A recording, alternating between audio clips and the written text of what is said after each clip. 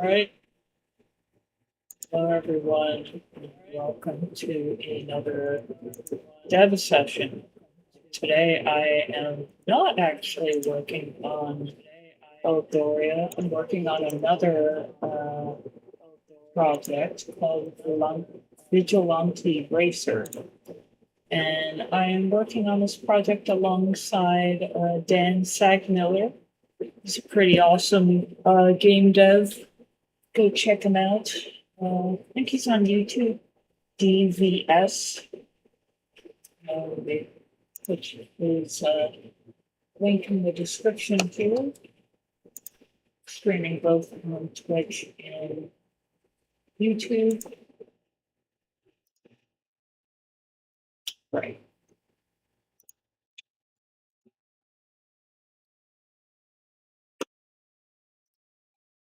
See if I can access this.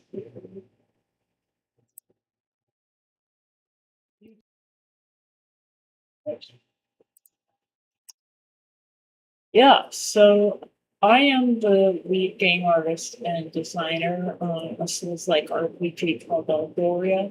That's the game I'm not going to be working on stream right now, but I just like to mention it. Those are the pictures you're seeing in right now, like some screenshots of our game. So the game is all about where darkness awaits. Beneath darkness awaits light. Will you dig deep enough? So, are you willing to go through some of the scariest ish in order to learn the truth about magic and all things good? So, yeah, today I've been doing some research and diving more into this new project. Let's see. Oh. And we have a Steam page, by the way, for Eldoria, and I will shout out there on Twitch. So I'm going to pull up my drawing tablet.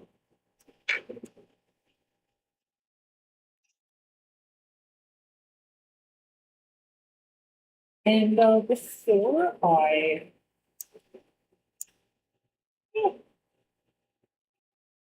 create a new image for this so that it works properly, I'll make this like 2K resolution.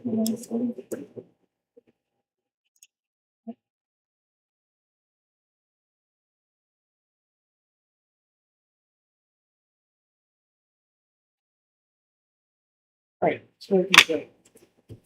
So we're going to move over to our references right now. So I was just studying the story. And share my screen now. So there's two main characters. I really want to focus on their relationship because everything kind of stems out from there. Screen is, yeah, it looks like everything is scaled properly.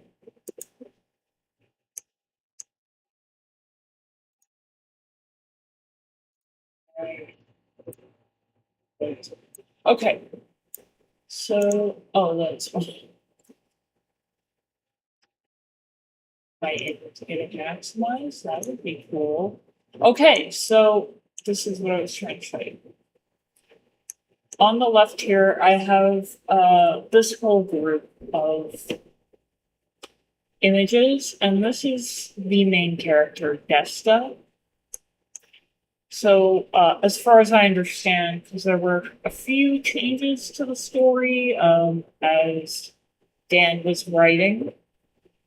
But so, I believe when you start playing the game, she's 17 years old. Her overall demeanor, I feel like she has this uninterested, sort of closed off, guarded feeling, unplugged, focused, and reserved. So she's all about getting things done. I guess you do. She grew up poor. She never knew her dad. Her dad was a gang member, helped to support her, or the gang helped to support her. That leads me to want to get some clarification.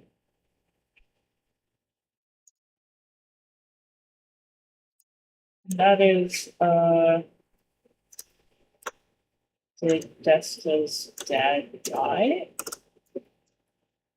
Anyway, my setup is such a freaking mess right now. Okay, so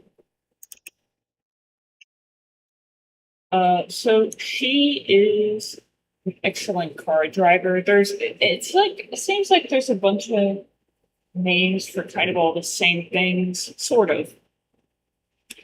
Like, this is a racing game, and there's cars. I guess there's cars that do not hover, and there's cars that do, which is the anti-gravity technology, and like you have like a higher status off the bat if your car like can hover. So Desta is an excellent car driver, youngest at 8 years old to control a remote camera at hover games. At 14, her aunt gifted her a junk hover. And eventually, throughout the story, she inherits her aunt's garage and the financial debt her aunt had by choice. She rarely smiles, but can smile with Amara, the only person she trusts. So, like, Amara is 1 year older. So at 14 they meet. So when Desta gets the junk cover. So they've known each other for 4 years now. They've worked a lot on the hover together. And they were able to make enough money to actually buy rent, I guess, a shack apartment, which is a garage to work on the hover, and I think they live there too. So yeah, they have parts and stuff. Amara, imagine her having much longer hair than Desta.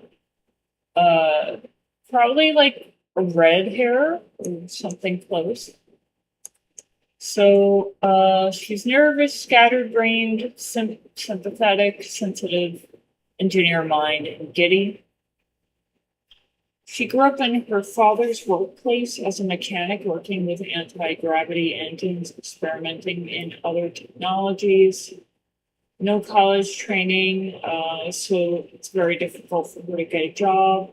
There's been a lot of financial struggle. Instead of repairing cars, she wants to build new ones. And Desta, yeah, so they connected and Desta about the hover. So friends for 4 years now. And yeah, so that's the short version. I'm going to be using these pictures as reference, and I will start with Desta because, as far as I can tell, she is the character that you start playing as, and I think you can only play as one character anyway. Maybe. I have no idea. I am so new to this project. I'll have more questions for Dan as things go on. But yeah, so I'm just going to take some screenshots of some of these pictures and put them in Krita. I wanted to get her overall demeanor. Like, I feel like short hair. I feel like she'll have a bandana. And we'll see about the clothes. I definitely want cargo pants. Like, this girl has a bandana, I think. So, yeah.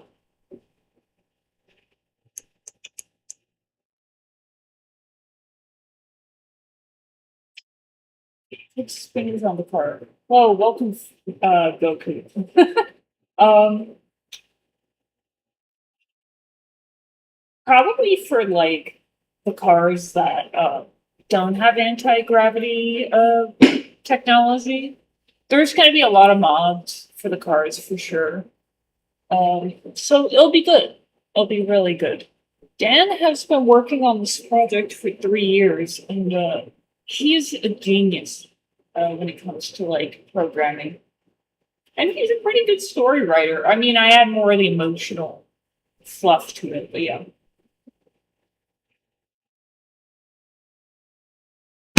Yeah, he wrote like his own physics engine. I think he's still like ironing out, or what do they call it?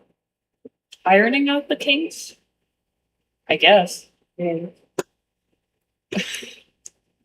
Uh, yeah, so I'm just gonna screenshot some. And I would like to get some emotions in there. So, like, some pretty good generic, I guess, not a storyboard. There's different terms.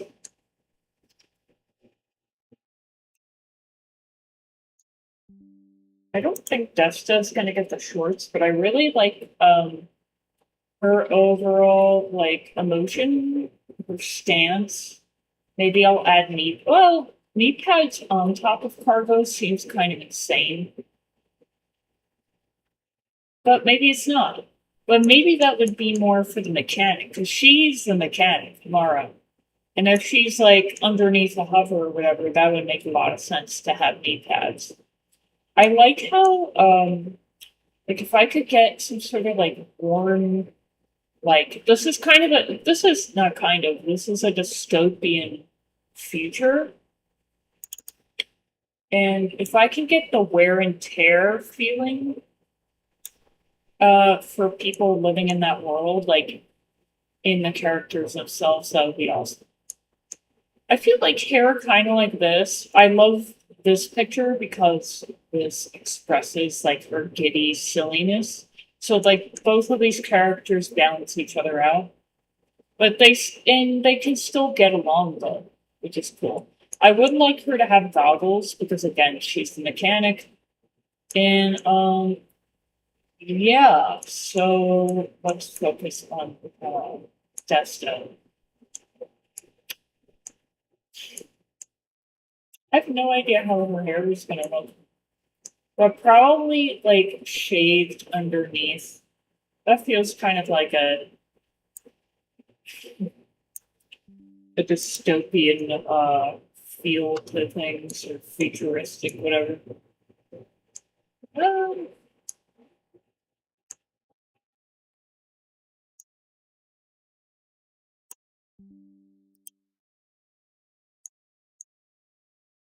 I really like this jacket.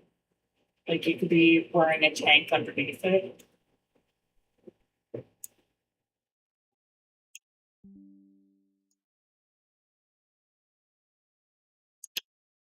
Anything else that stands out to me? I mean, tattoos also give like a rough, tough feeling to characters, I think sometimes. So like maybe like arm sleeves like that. Right. Now I'm gonna switch my screen. I'll have this open on my other screen still, so I'll just need it. But okay, it's the display capture. And it's a different size screens. All right, so now we're on my tablet. I'll just play some music for myself. Good zone. See if that's if it says anything. Um, yeah, thank you for watching, everyone. If you are not already part of our Discord server, it's a place where we have a lot of game devs, a lot of gamers. I think you'll love it. Let's see. Real quick. So me and my brother, a few people are working on stuff in our Souls like RPG, and this is just an extra project for me to kind of branch out in art style, a different game entirely. But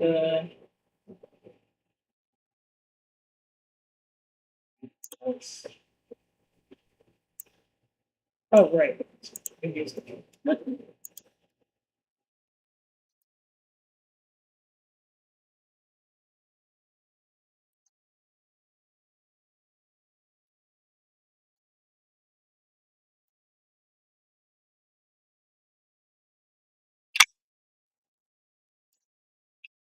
You guys are having a great day, and no matter what life brings you, you choose to feel happy.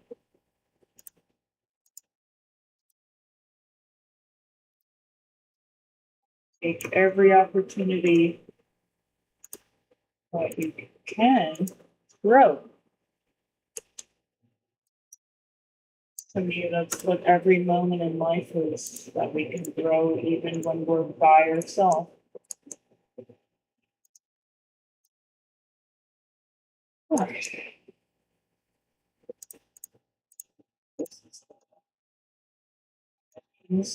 I think I'll do like 3 or 4 emotions, maybe like a regular.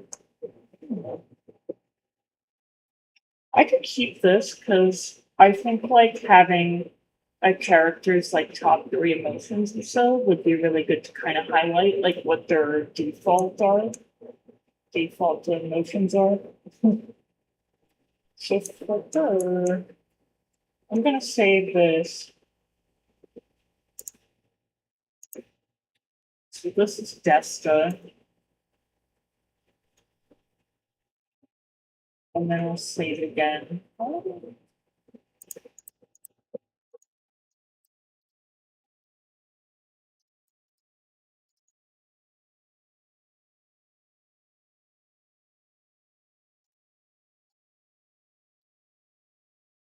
That one, that one.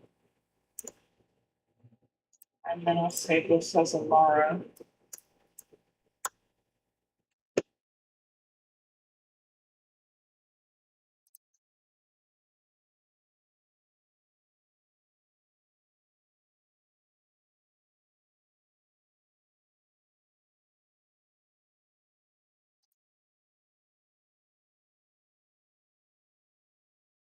So I think first, let's pick her default emotions. Then I'm gonna pick her stance. I think like a forward. Can I draw? Okay. A forward standing position like that feels strong. And she it seems like this world it's a very difficult place to live. And kids grow up fast. And that a lot of the time people don't have adults to protect them. So yeah, I think the stance is the strongest for her. And emotions, like a serious one is kind of her go-to. 3 other ones. I think if I could get a bit of a smirk.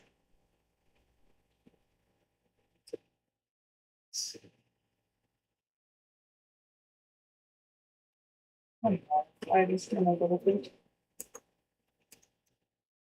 She kind of like smiles out of the corner of her mouth, like won't look at someone like directly.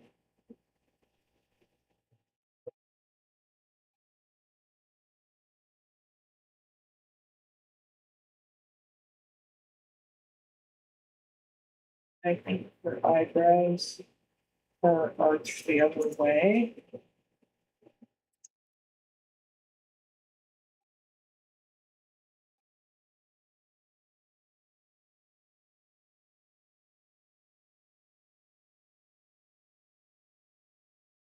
I could definitely use more experience with drawing emotions on characters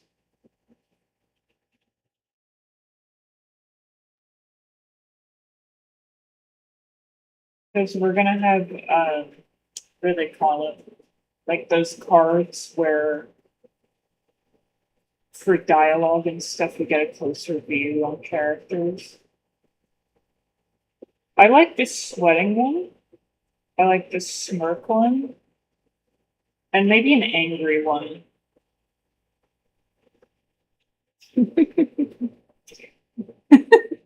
I like these a lot. So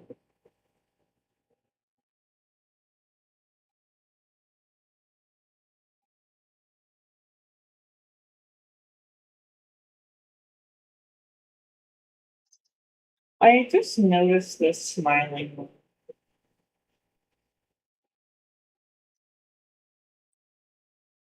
But eyes are more makeup than I probably want.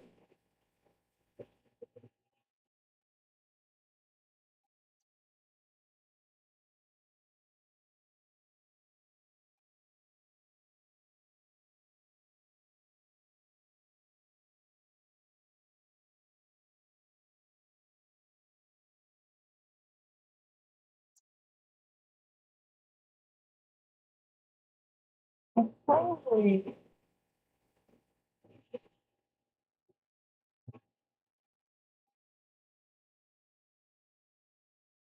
yeah. Okay.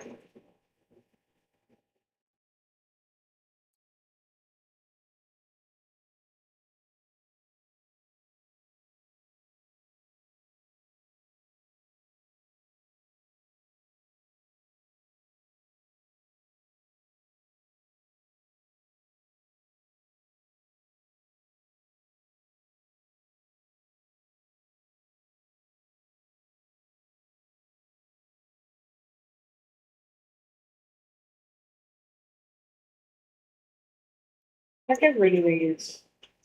Nice thinking.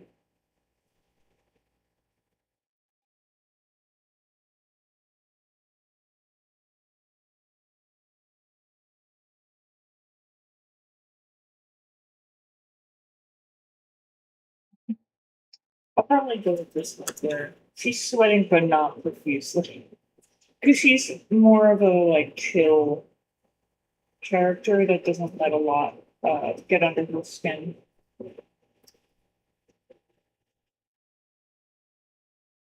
Alright,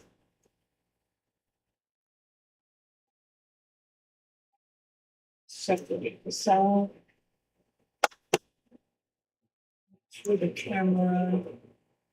My tablet is probably like blocking my face, but hello for anyone who hasn't seen me before. Um, I'm just hiding behind my tablet. I don't have the greatest setup, but alas, we're doing it. We're making a game. All right. Yes.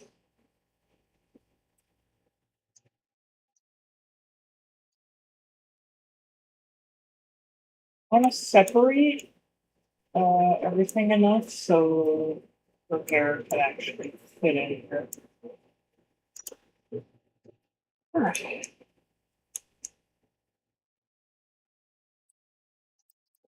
So that's that. I'm going to use this as reference for the stance for overall demeanor.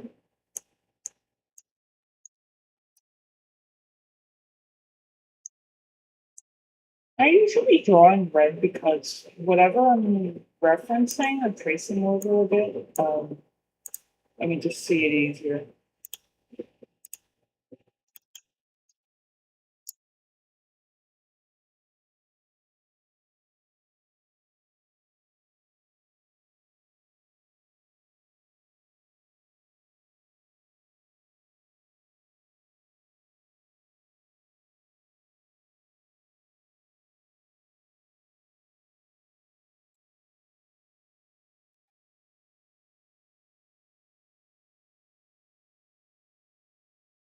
Kind of thinking like, does she have sharp cheekbones? I mean, if she's 17, like, she's not gonna probably look all that mature. So, and I think she would have like piercings and stuff, and like I said, um, tattoos on her arms. I think Amara will be more keen in that area.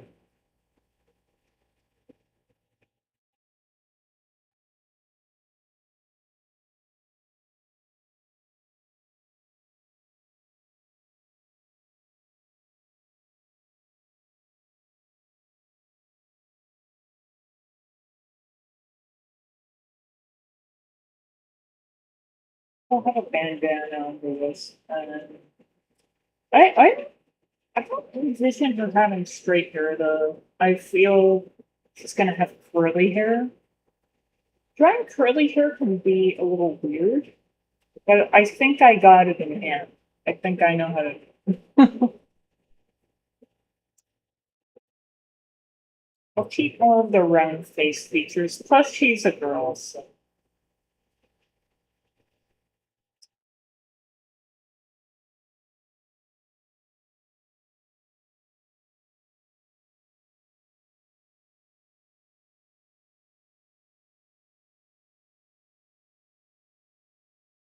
yeah. If it's kind of like down on the forehead more, that would be good. And this is kind of angled.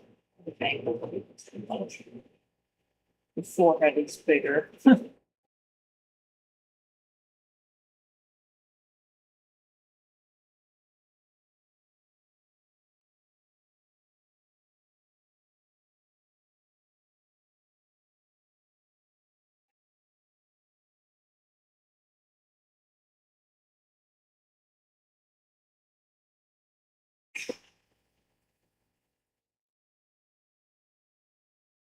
I don't normally draw characters with curly hair, so we'll see how it goes. My hand is a bit unsteady today. But our best shot.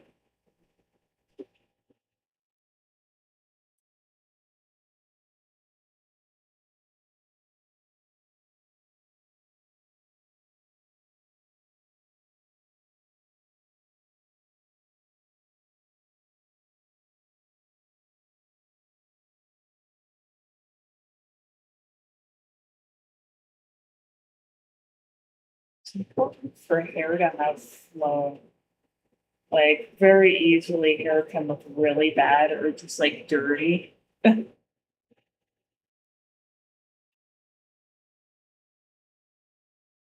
don't quite know how to draw it.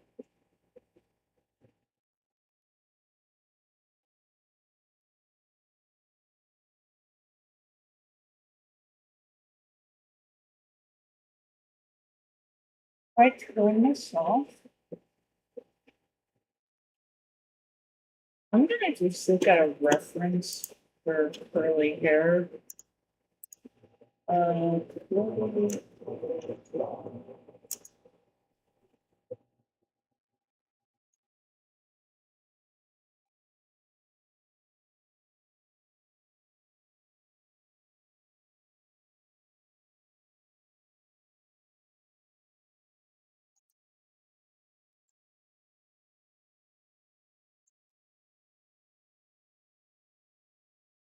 some good references.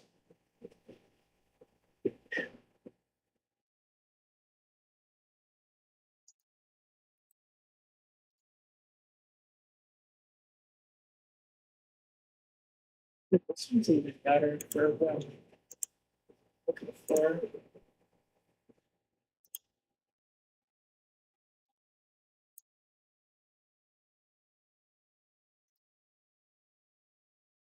Like hair like that because the bandana is just gonna be covered.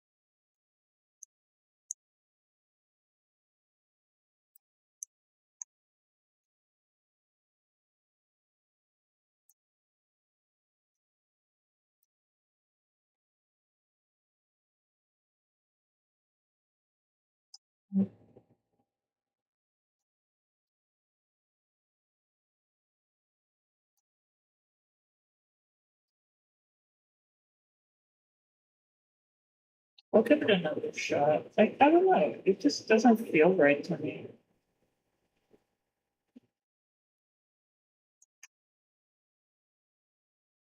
So it's like, what are the overall shapes? It's like, The hair is not very long at all. It doesn't really like do like this. Curl here.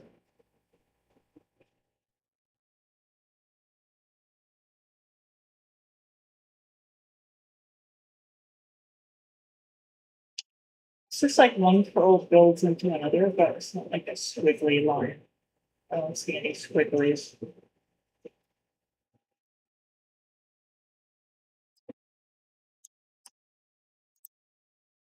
I just rotate this image up with it.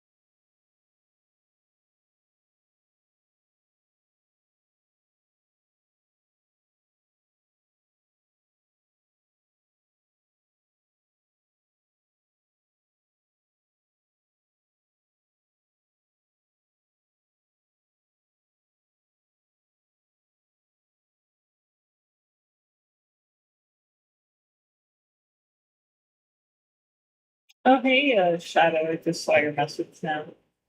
I realize sometimes I hide the chat by mistake. We're having a good day.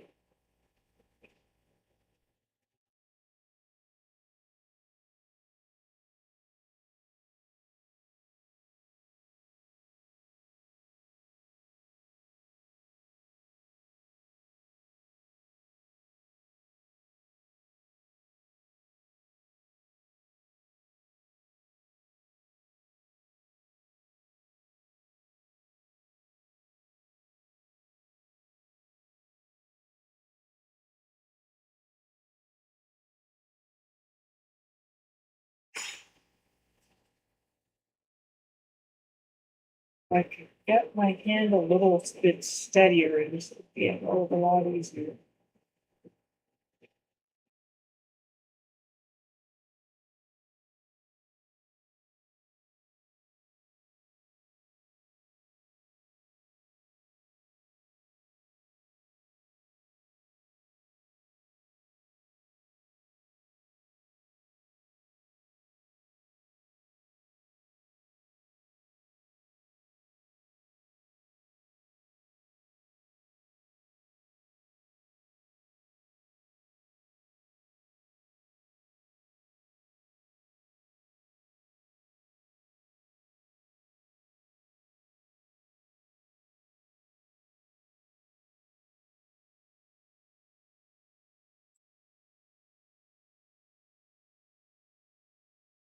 Oh, that's good. Uh, Today it's another day that just flies by, and I'm like, genuinely, like, what have I done with my day? I really have been going to sleep very late. I don't know. I just seem to get a lot done at night, and then in the daytime, I'm just like, oh. It's been good though. I went to the farmer's market yesterday, saw the flowers, I think, and I got this granola, and it was like heaven in a bag. Wow. Handmade, really good stuff, like medicinal level, like really good. It has a bunch of it has like spirulina and it has oats in it, which I was happy that I felt good on that. Um, Marigold flowers, corn flowers, corn silk, I think it's called. I think it has honey, vanilla, like it's just the perfect mix. pistachios in there. I'm like, this is actually the best thing I ever had. I've had a lot of good stuff.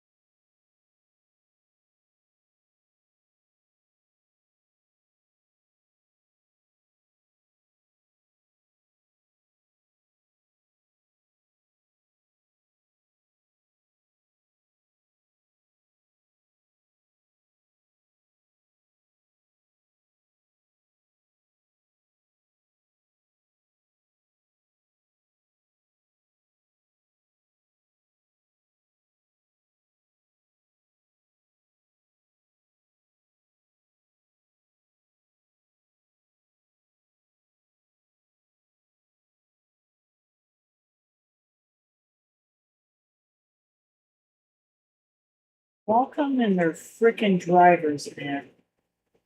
This flashing bullshit. I cannot stand it. Yeah, for the last 4 days, I've been trying to get to this concept art, and I was just like, you know what? I'll do it on stream because it has to happen someday. I've been doing so much, like migrating our entire documentation, like that we have for the entire game from Notion to Confluence, two different programs, and we're trying to cut costs, or we are cutting costs, and yeah, it took longer than I wanted, but I'm almost done with it. This flashing of the screen is not good.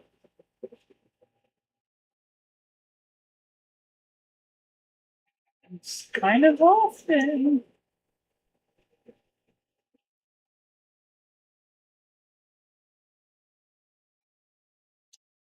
I think the hair should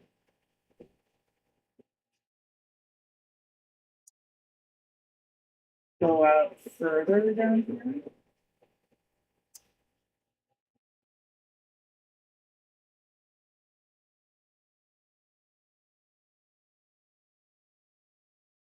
See if I'm happy with the overall uh, shape of the hair. It could probably go out a little bit more here, but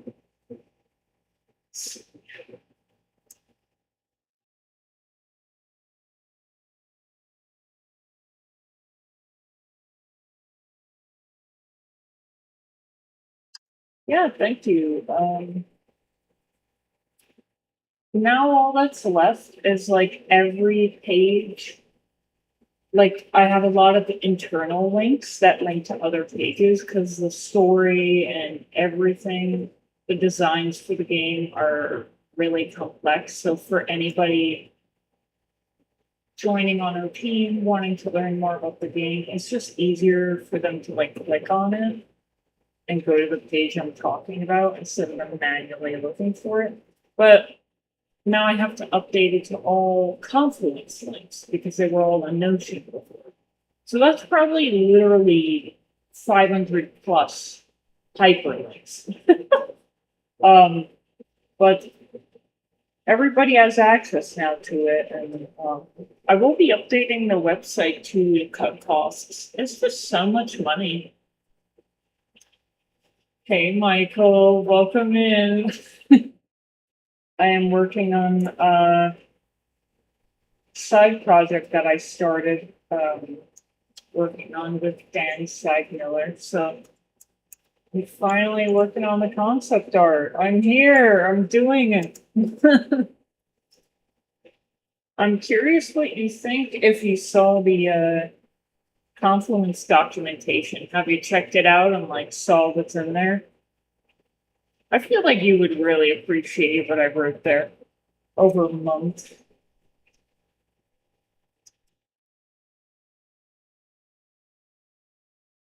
So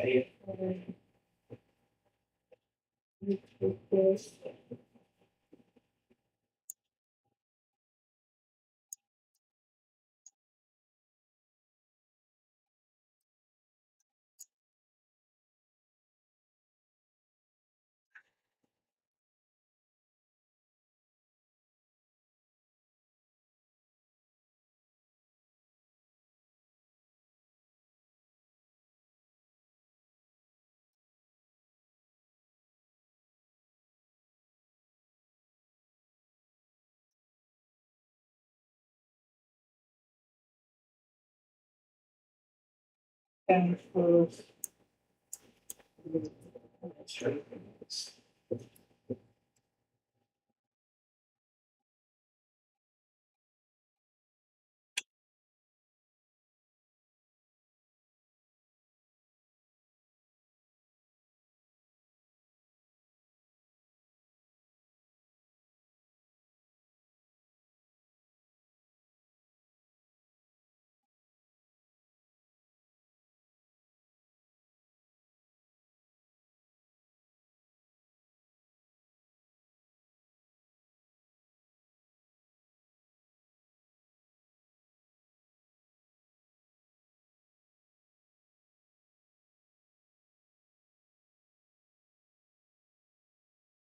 oh hell yeah.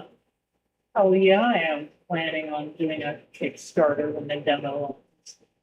Um, yeah, I have a whole game plan laid out and largely influenced by Thomas Brush.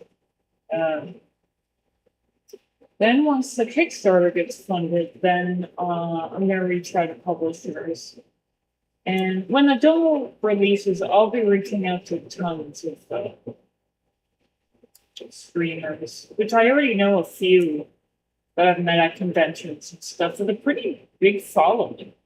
That they're like, we're willing to play your game. So I'm like, all right. Let's see. Michael says, nice. Glad you're working on other projects. I tried looking on my phone last night, but I think there's issues with the phone, so I'll check it out on my desktop in a little while.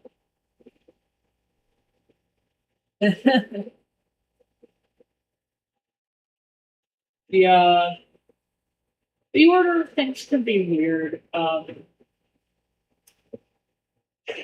The demo. I mean, like, I'm curious now. There's no like set equation or formula that always is going to work, to reach your goals in a game, making a game. But like Robot Rhapsody, first Kickstarter campaign I ever supported just a few days ago. And I don't think they have a demo. But they've already hit like 27K funding. And 20K was their goal. So Wouldn't that be fucking amazing? If we got funded?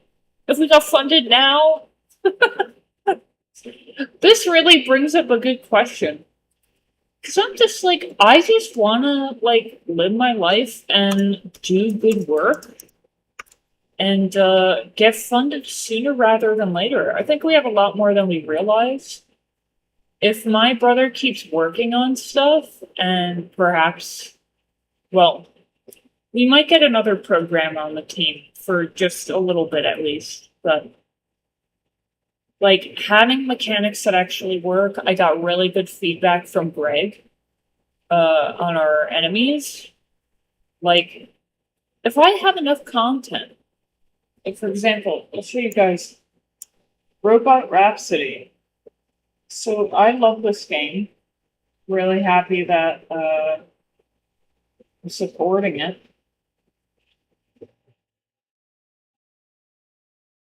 I think that just one bit of advice, like with the main character, is I like all of her animations, but the running from side to side feels weird. And yeah, I can't even find it now. The walking looks fun. I just don't get the same vibe of her character when she's running like that. That just feels a little awkward. Running from side to side and diagonally, I think. But that's like such a little artist preference thing. If they have a lot of content that they've worked on already, I would love to get funded sooner. I think we deserve it. I think we deserve to be funded. Anyway.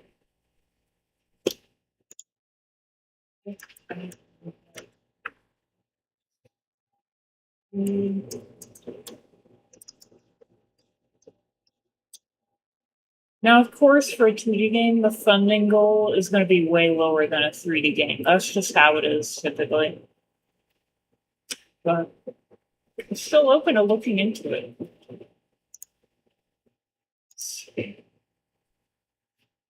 Good for them. Have you done any numbers to see how much you want to ask for? No. I mean, yes, I have done some research, but the scope has changed so much over the course of the project. Like, and if I have people like Greg or another programmer, my brother on it more full time, then I could actually like have a better idea what the time frame is, like what kind of expertise we have on this project, how long it's going to take.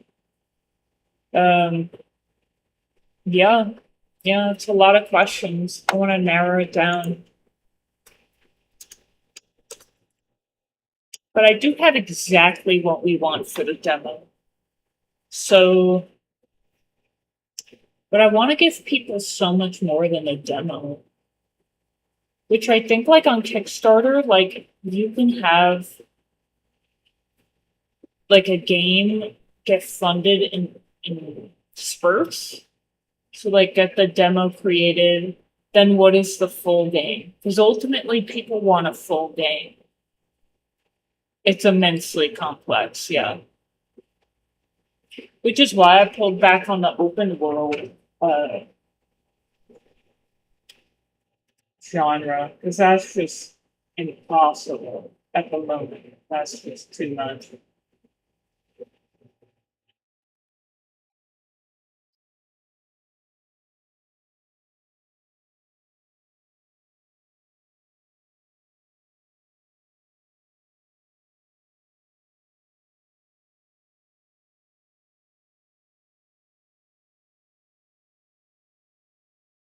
I'll figure it out though. I mean, we're definitely attracting more people watching our work, more people wanting to be a part of the work.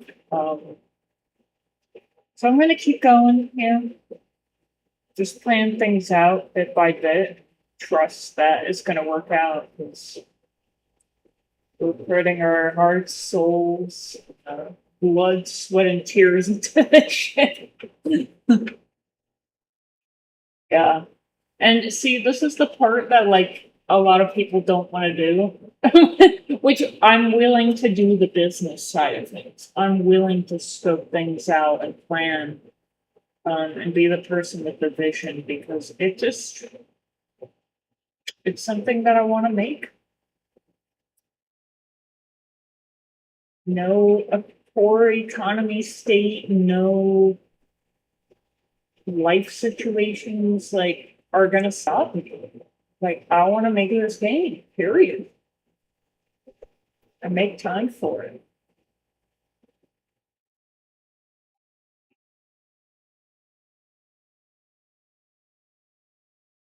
Alright. So if I can kind of go like the hair moves out this way, and that's close to the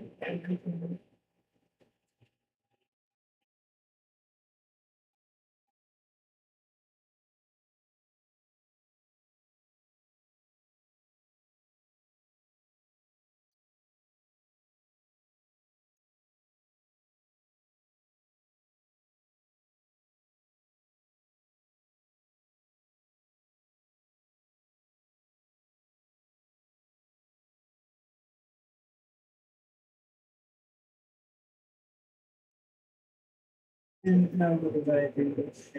I don't like it.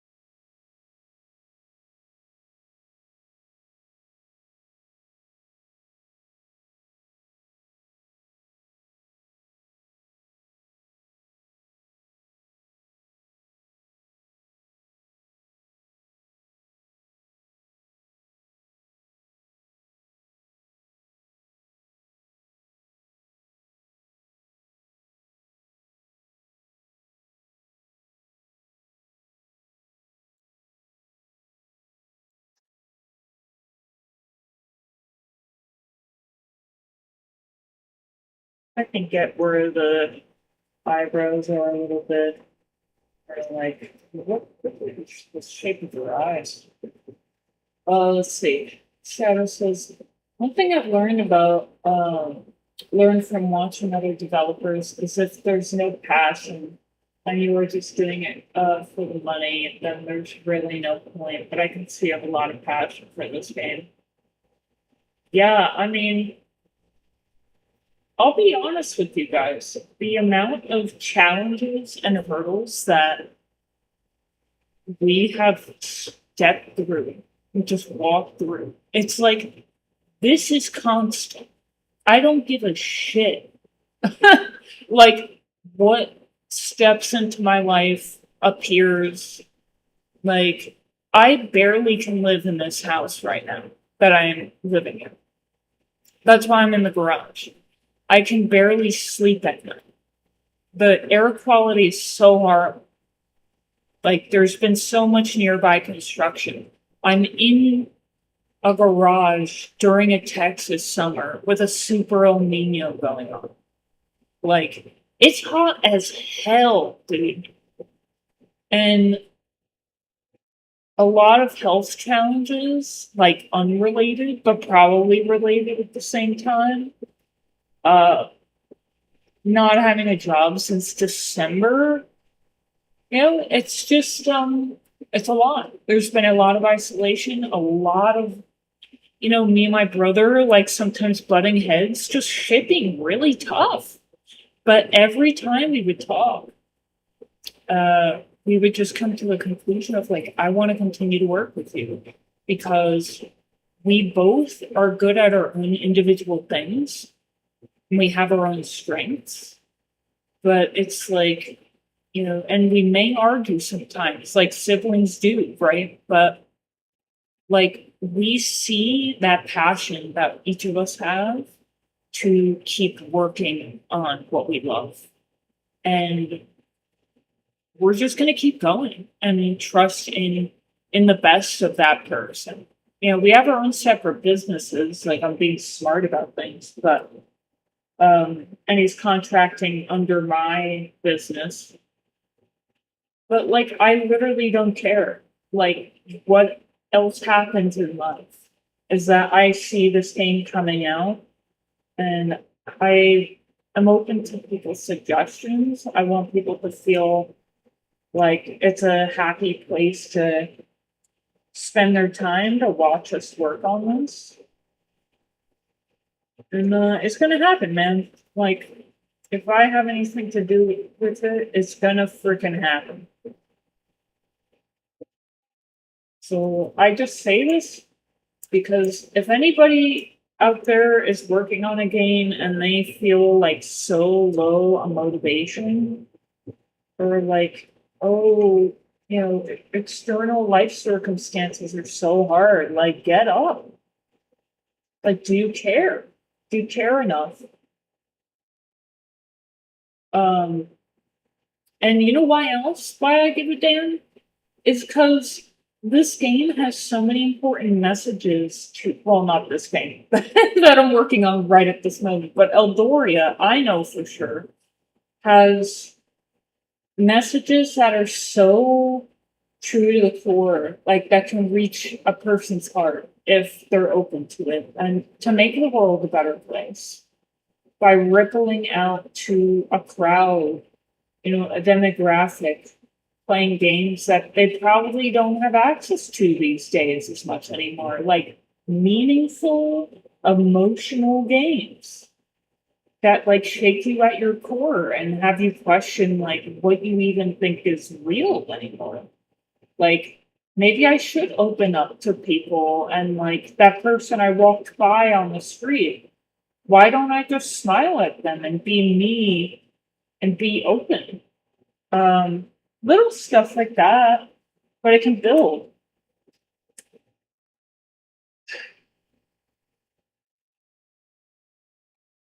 Very good question.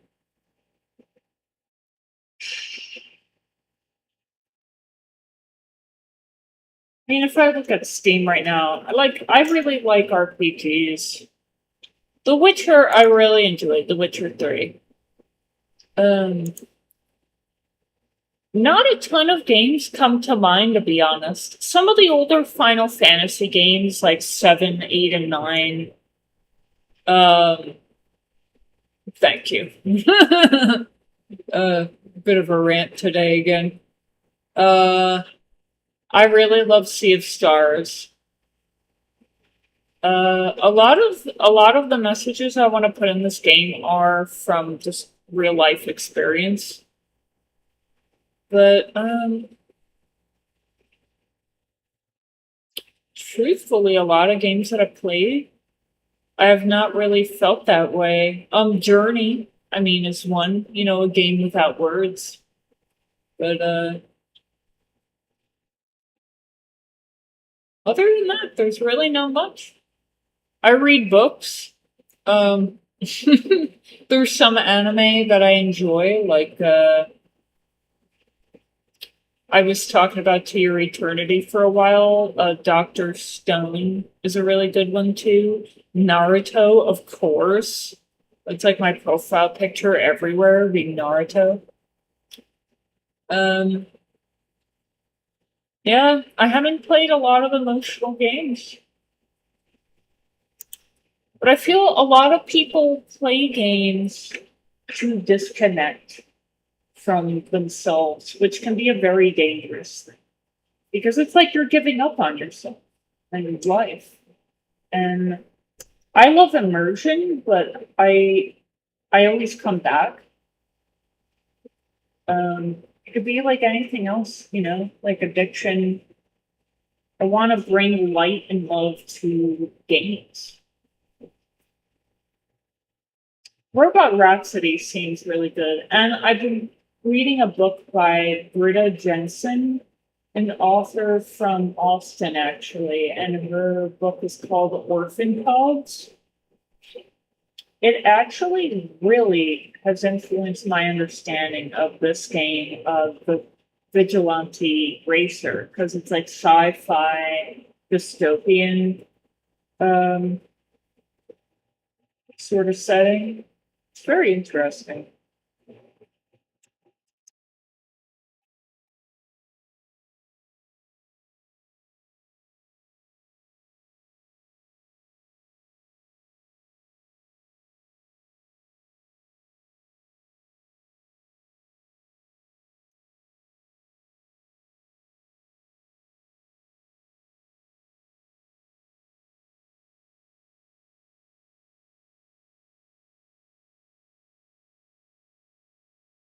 Mm. It goes to Tsushima. Thank you. Yeah, I remember you recommending that one before. Let's make sure I have it wish listed.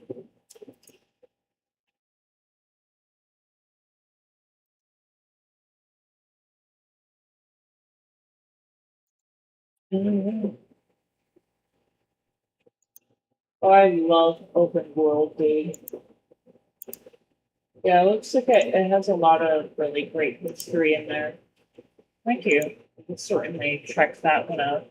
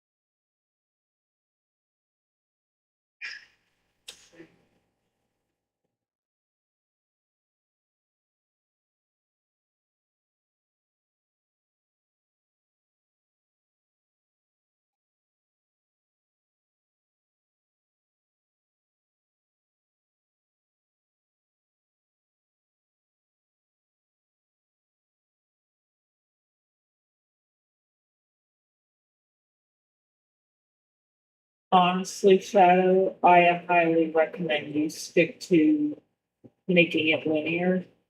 Because I would tell you this. uh, I'm laughing kind of like I'm like just what is the word? My maniacal, like a maniac, like just a crazy laugh. Like it took me only 14 years for it to dawn on me that an open world game is fucking insane. Don't do it. I'm just like thinking I was thinking of just Thomas Brush before that like his game what's it even called again? Twisted Tower. It's releasing next month, August 18th, and he's been working on it like practically as a solo dev for like 5 years, and he's like legit, I'm about to lose my fucking mind. Like it's just not feasible. Okay.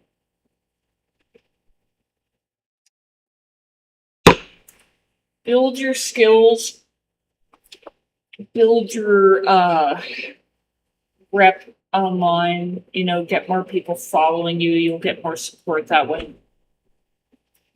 But like we want to make the game that we would desire to play, right?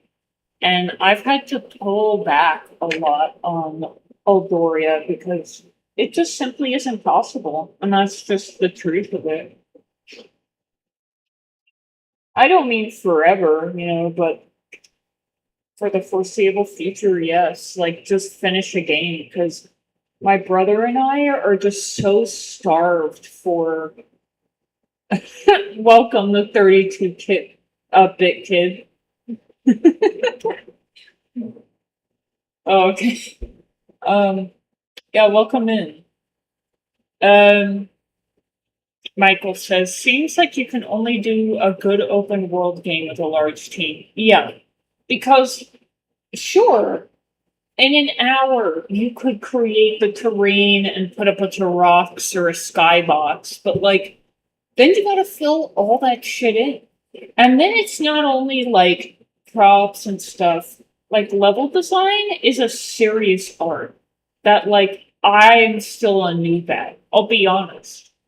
And like it's way easier. And it's still hard, but way easier when you have like a dungeon like the Lost Labyrinth, where the player can only go on a specific path. If you open it up, it's like, oh boy, okay. Also, it's more rendering and computing power you have to count for, so you have to be really good at 3D modeling, like all the systems and the engine you're using to like occlude data so you're not like breaking people's computers. It's a lot, man. Like, please save yourself the agony. My brother and I just want to create a game that we love. I will say that we love. But we have also made some compromises so it can actually be done. Because then otherwise, we're just going to be starving forever. And I want us to get to that point where we can be like, we actually released a game. Like, we did it. It only took 15 years, but we freaking did it. Let's see. Michael says, right, making every nook and cranny seems like it needs to be explored. That sounds difficult. Breath of the Wild and Tears of the Kingdom do a really good job at that, actually. Good. Yeah, I mean, with the following that they have, like, if you're gonna shoot for an open world game, like, you better meet the mark, because then you're gonna lose a lot of people. And a lot of people want to play open world games now.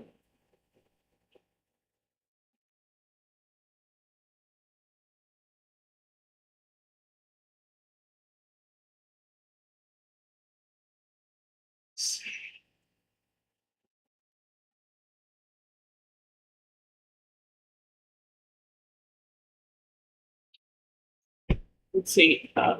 Shadow says, I have a plan I will go over with it, but with me or with it. I guess I'm a bit confused there. But reference a short hike as an indie open world game made by one person. Oh, okay. Yeah, I mean, it's possible. It's just be very careful. And here's a guess.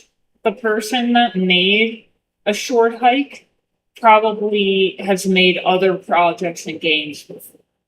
Like, they probably have a good amount of experience. But that's just a guess.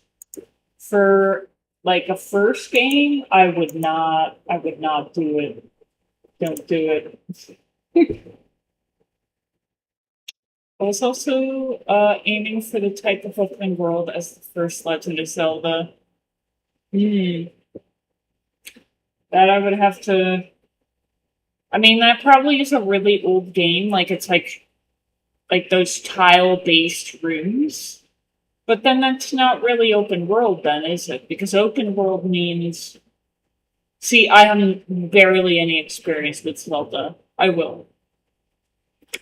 But open world to me is like it's an entire area that like you don't like load extra tiles of areas like in the older Zelda games and newer ones. some of them you'll like walk to the side of the map, there's a door and it'll load a new tile, like where you're playing. Maybe I'm just getting confused about what the first Legend of Zelda is.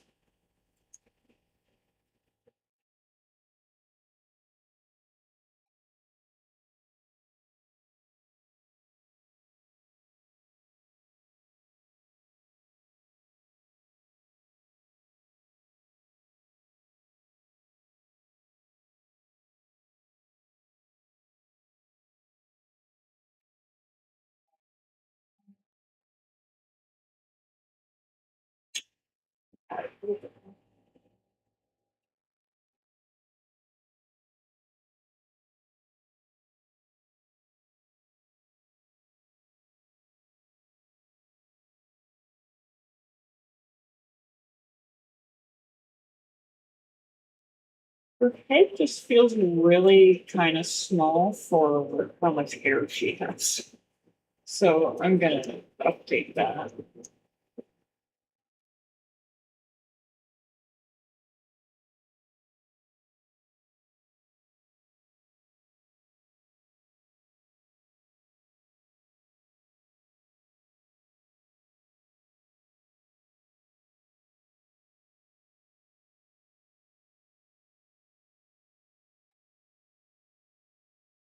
Shadow says, so what I think open world is an open landscape, but a world you can explore the way you want to.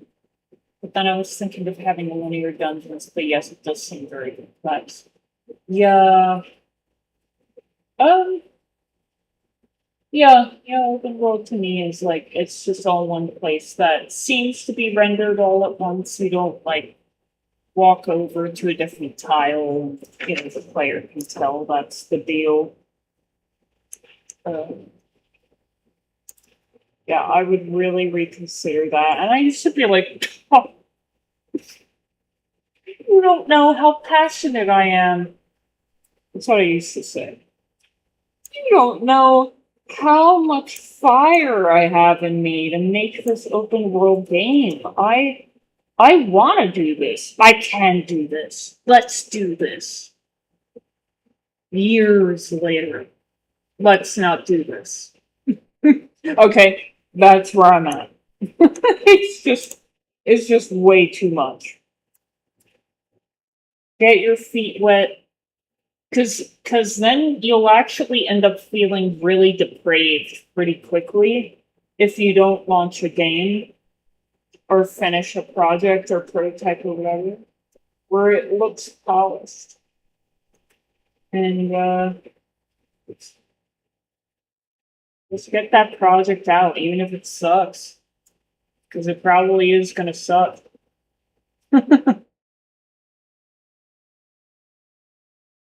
Failures are necessary to really get good. I can do this. A few moments later, have we considered not doing this? Yeah, exactly. 32-bit. Yeah, it's like, I mean, we all do. I think a lot of us do in game dev. And just like, I can do this! It's like, don't kid yourself, man. This shit is tough as hell. Like, especially if you're a solo dev, you're taking on a job of like 7 different professions, and it takes people like 30 years to get good. Really? And I'm just gonna flaunt my new emoji I made. I got good. Although it seems a little too detailed to actually notice what it is. Uh, oh, Shadow. Parts of it can suck, but like focus on one thing. Like if you have a goal, focus on improving maybe the navigation system, like in a 3D world, or the minimap, or overall combat, sound effects, whatever. But like, I know I wouldn't be able to do this if it wasn't for my brother and, Lucas, Michael. Now we have Greg on the team. It takes a lot of expertise. Like, I was setting myself up to get very upset for a long time when I was expecting perfection and whatever, you learn. Hopefully, hopefully a person learns as they go on. But it's a brutal road, man. It's really tough.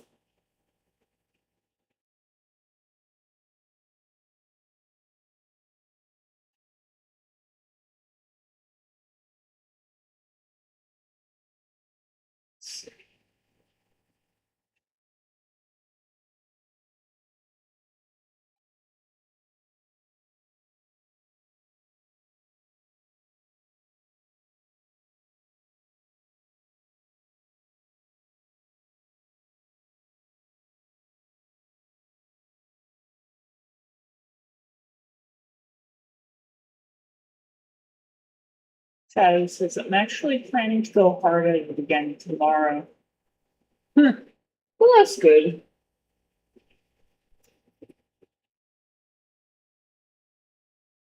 Yeah, you'll build momentum over time and be gentle with yourself because it can go the opposite, like me working too damn hard.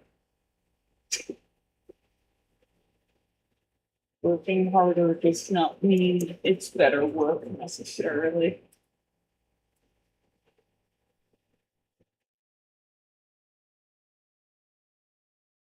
Yeah, I'm still in the burnout phase, but I knew I wanted to stream. um, 2 nights ago, I really fucked myself up, and then it was like 2:30 in the morning, and I'm like, damn it. Like, and then I was just a zombie for the rest of the day. And I went to a farmer's market and people were talking to me, and I was like having like delayed reactions to everybody. Like, what? Were you talking to me? Am I here? Shadow says, I haven't really worked on the project too much since March, so I'm looking getting back into it. Yeah, yeah. I mean, it's quite a spectrum, I'll tell you, with having such a weird relationship that can grow over time with game development. And for me, let's see if this is semi-normal. And I think I've lectured to you about this shadow, but like feeling like you have learning paralysis, and like I used to feel a lot of urgency, but like panic if I wasn't working on my thing. But then it was more like feeling depressed about it. I would feel really, really depressed about it.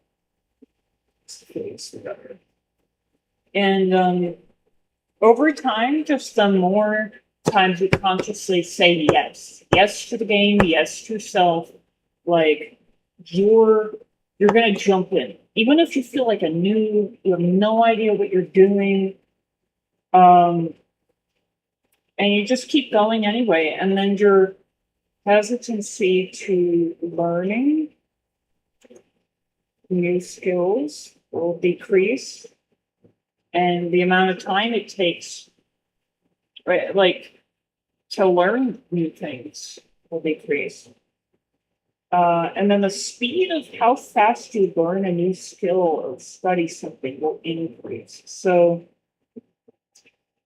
you overall, in a nutshell, cut the crap and you just work on your game. Like, no excuses.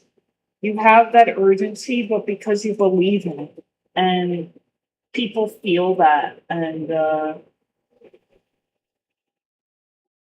They will follow you. They will be like, oh, what's that magic, that person has over there?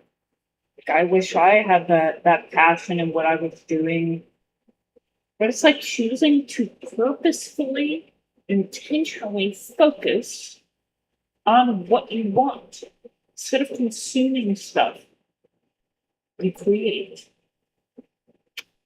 Hey, hey, hello, good time of day, creature.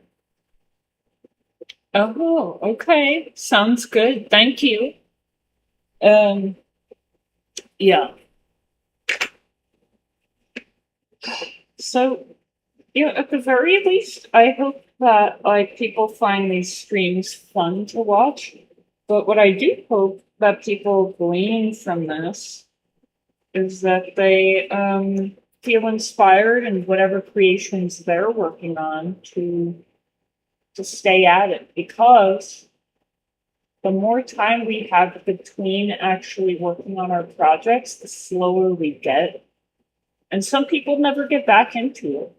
And I don't say that's necessarily you, Shadow. It's just something that's very common and something that can happen. So keep going.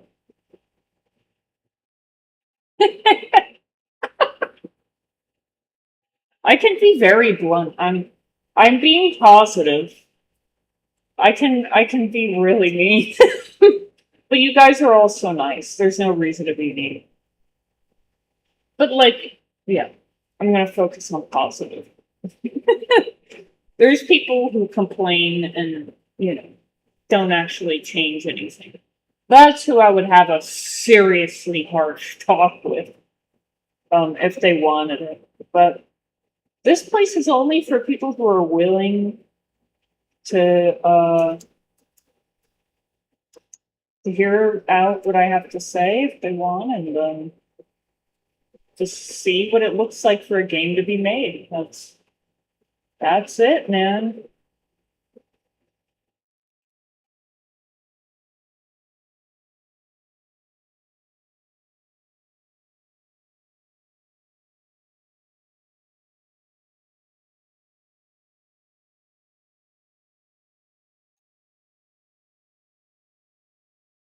I feel like her chin could be a little wider, maybe.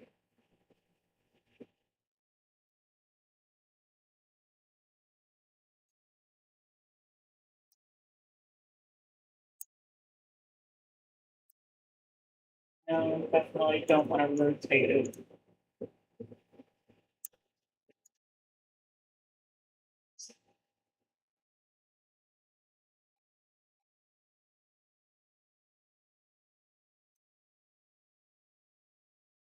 That feels better. I think that feels better.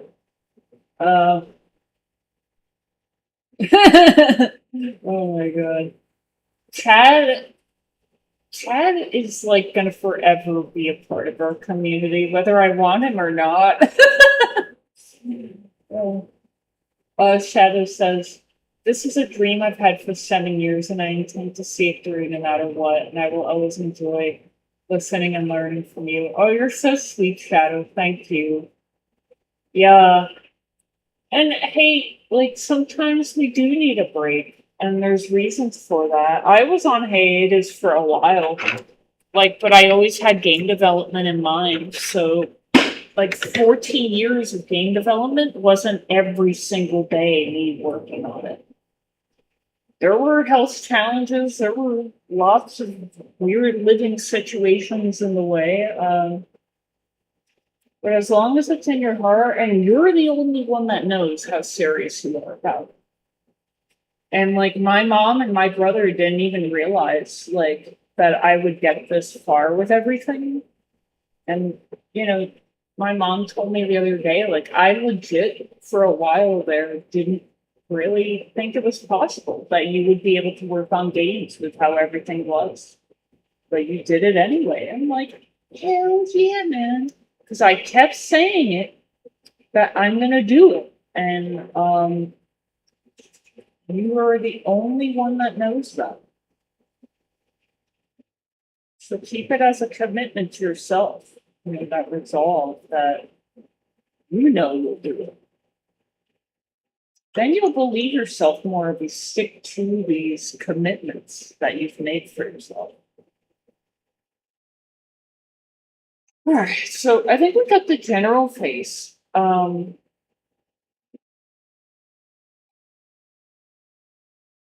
got some details here.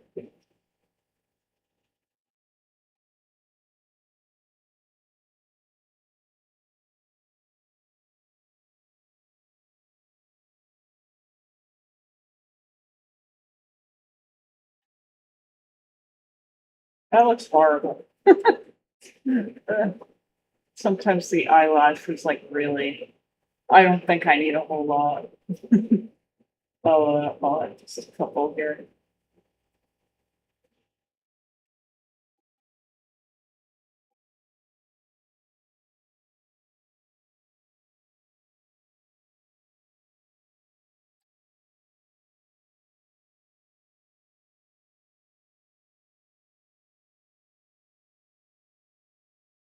All right, I'll just leave it. Sometimes less is more.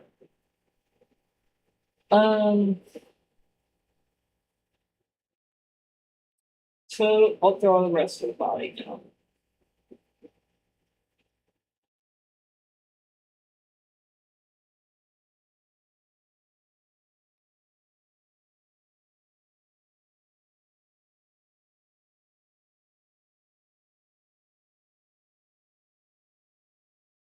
Yeah, you're welcome, Shadow.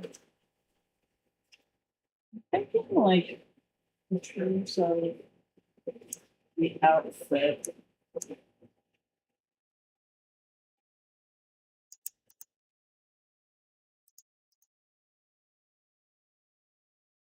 Add the piercings.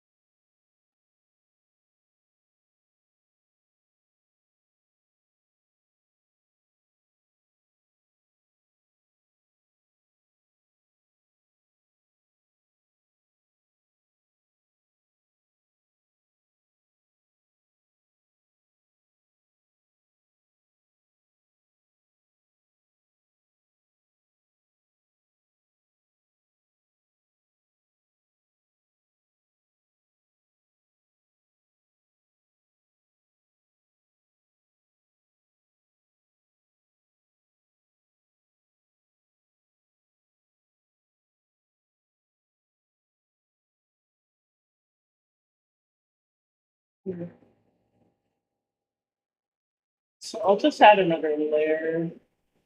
Yeah.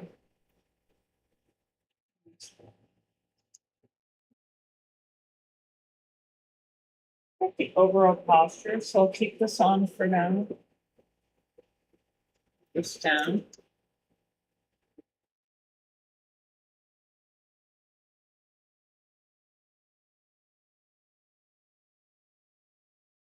I can edit face.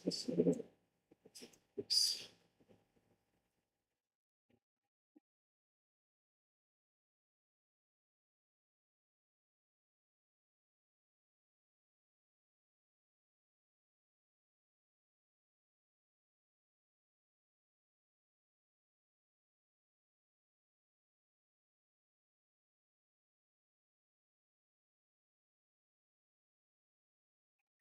Body.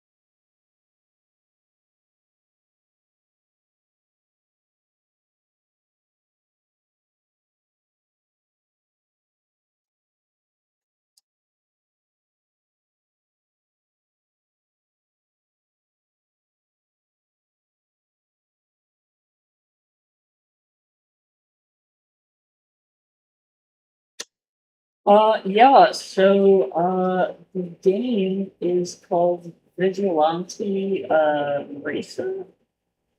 And it's a sci-fi game. It's a racing game. And I'll pull up the itch no, yes, the itch page.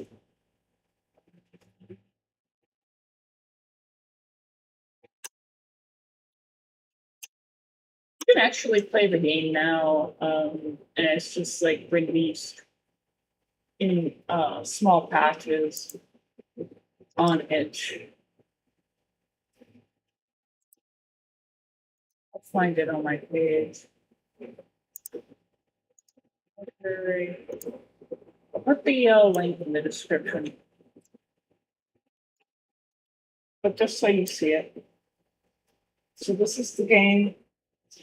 I think there's been some artists that have worked on it, but like you're gonna always be playing like within a car. That's how you get around. But there is a really in-depth story to the game, and there's going to be dialogue, and I'll actually be drawing and like creating uh, characters for this. There's a lot more details that I would like to ask Dan about, but yeah, so sure the itch link there.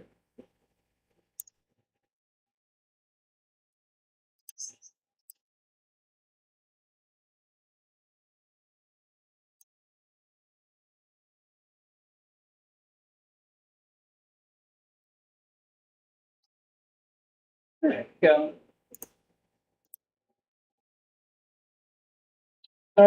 Michael says, "Well, I have it on my mind. When I finish this cozy music pack, the Eldoria team will get it on on the house in case you all can find any use for it for whatever projects you guys might be involved in." Now, dude, you're such a charitable young chap whom I love dearly. Thank you so much. Really. I love music like that for like studying, if it applies. And to actually work that way, like if the tracks are long enough. But yeah, maybe some of the tracks might be helpful for this game, but probably not. I'm thinking, I'm not sure what he's looking for the music exactly, but dystopian setting does not sound cozy. That was the word you used. Cozy. It does not sound cozy. I really appreciate that, though. That's very sweet of you.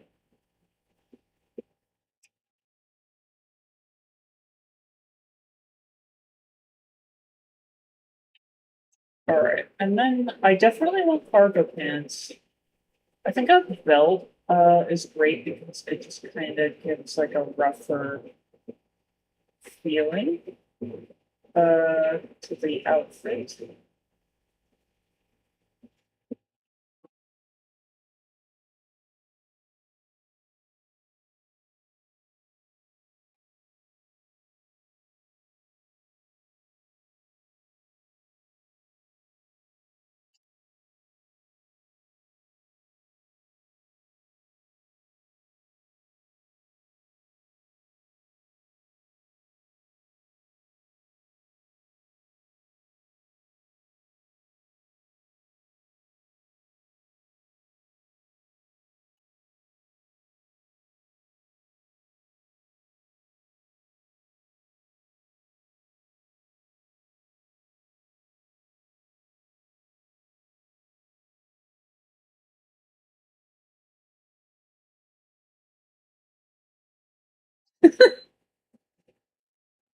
Uh, it's so cozy to know that you're not actually the player and you can put down the controller at any time.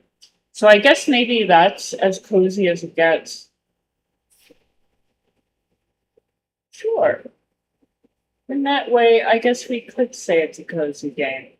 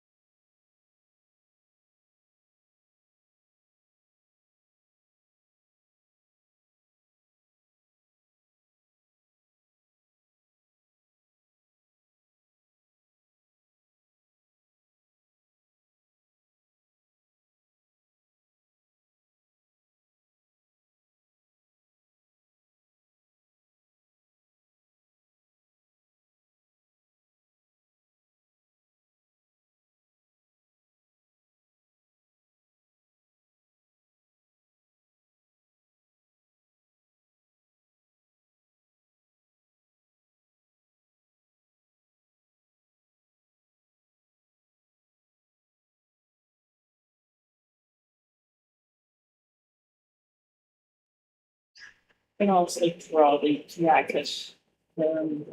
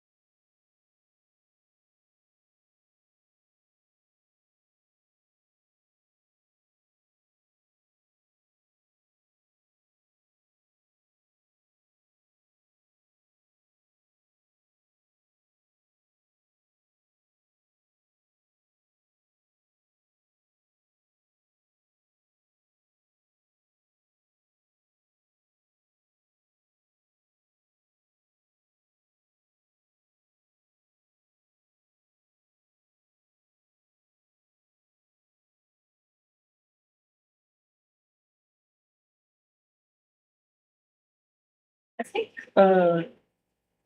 on the design with like more dystopian uh, clothing, that if it's functional, that's really important. So I like that in this reference they have like tool belts and stuff, like so you're able to grab anything real quick.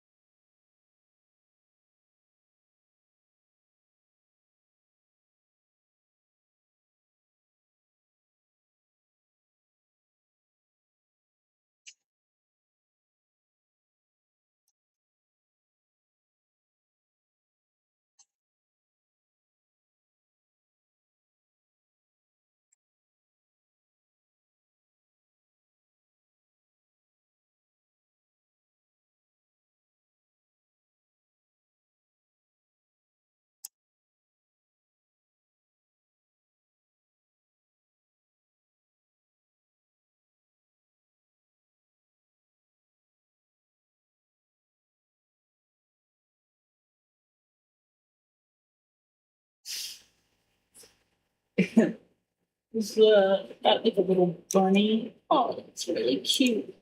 Oh, I see. Writing notes. Yeah, I'm gonna check just to make sure that I don't have any pending really important messages.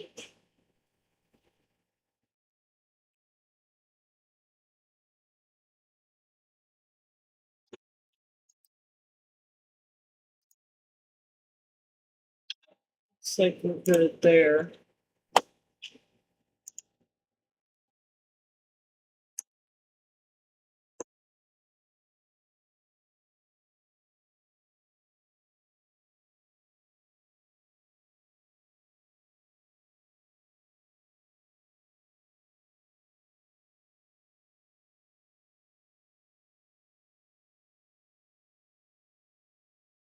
So she's gonna be wearing a tank.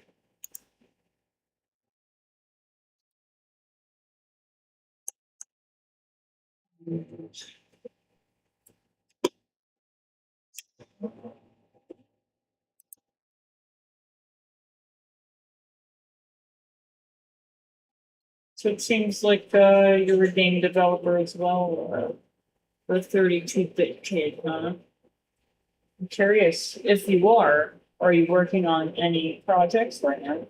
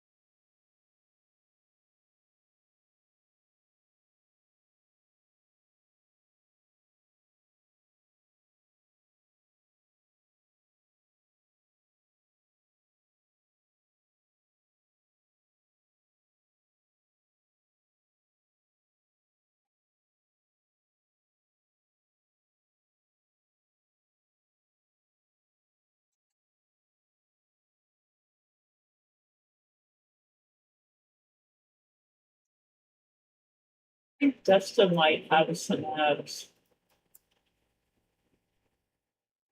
So, look at reference.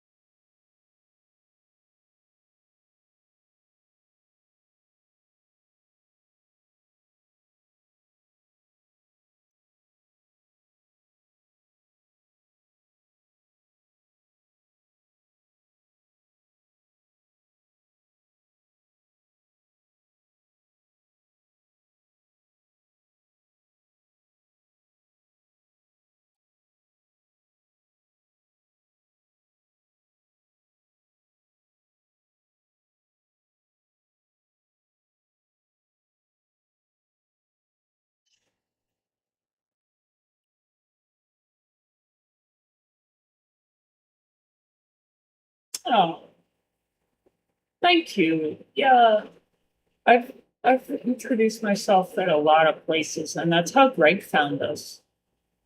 Fucking amazing, Greg. Love that guy. Um, yeah, like just I looked for all the outlets I possibly could to spread the word.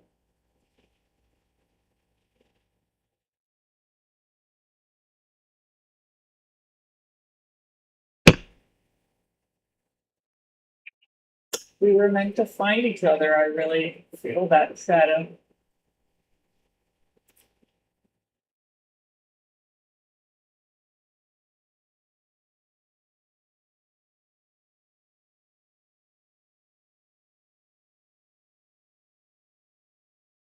I like to keep active. Like live streaming is very important to me.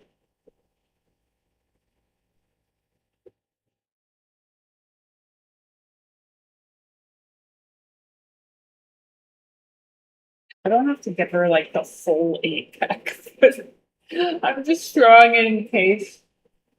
Uh,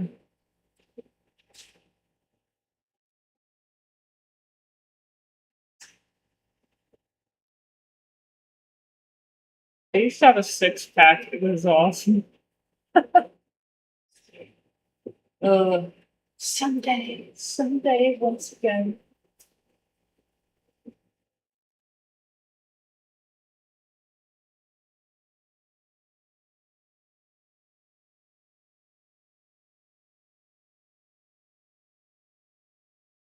I think we have like 55 members now in our Discord. How exciting is that?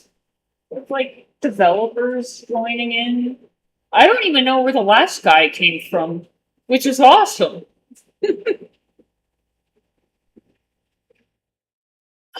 but that we could all connect and support each other. It's just really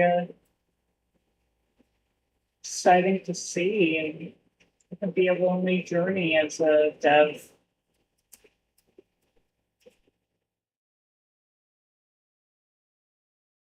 Unless if maybe this is a part of the.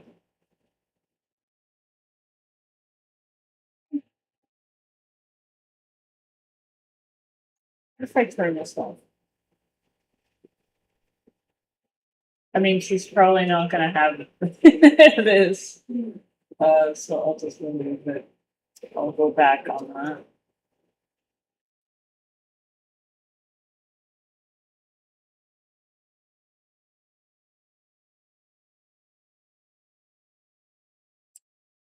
Desta is definitely fit. Looks like you'll have tank over this.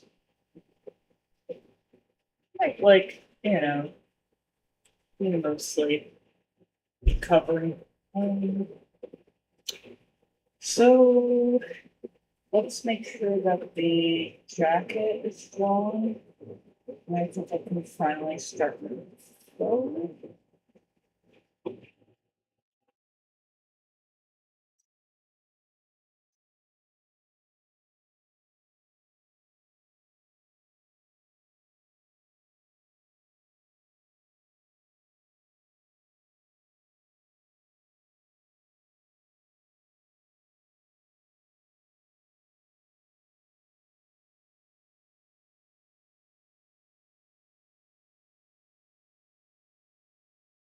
'Stand shaky. Like that. Okay, that's 3.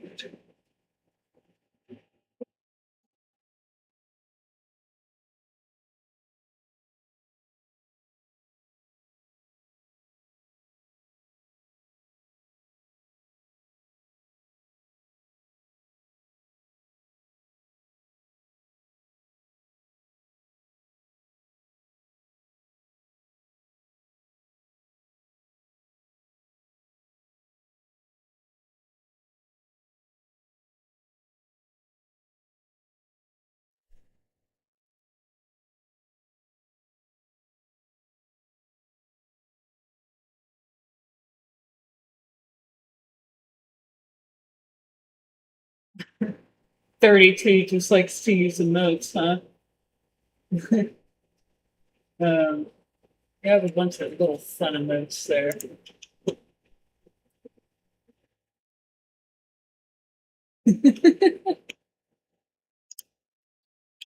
Bunch of cute animals. Who doesn't love a bunch of cute animals?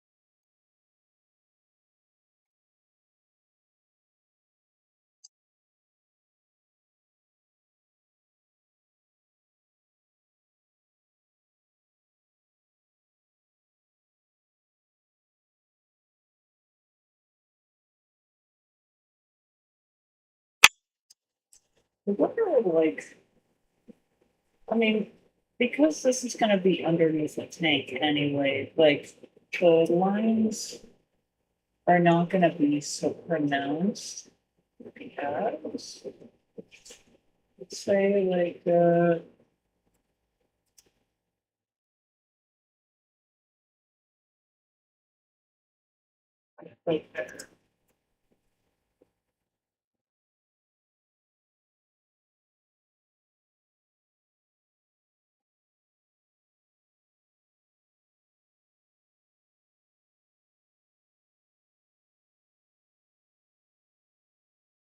Oh, hey, welcome, Dan.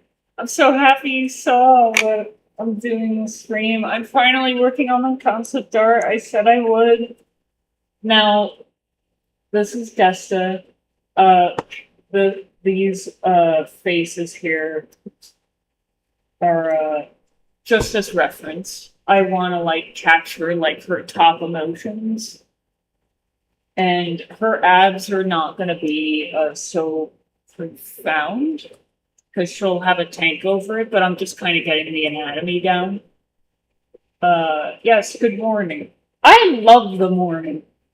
And you're up pretty dang early. Because let's see, if it's 13 hours ahead, I've done the math before. It's 5 p.m. here. Like, you're on the computer by like 8 a.m., right? Like, is that like help? My brain is fried. Okay, great. Oh, 8 a.m. Oh, good. Okay. All right. I don't need to use the calculator. See, you're in charge of the programming. My brain does not work if I stay up late night after night after night after night. My brother can do that. I cannot. But yeah, so I'm just gonna tone down her abs as much as we'd love some serious abs like these. She's a little bit more uh, reserved on how she shows her body. How did you know I needed to go to the bathroom, Michael? I've been holding it. Now you just put that in my face, the mysterious golden liquid. Yes, I made an emoji, Dan. It's actual piss inside of one of our Eldoria flasks. Getting kids ready for school. I won't be too online yet. In the meantime, I like the work. Oh, that's good. Yeah, just have a live stream playing in the background. I get too excited to turn on the computer. Yeah, okay. You're in on it then. That's good.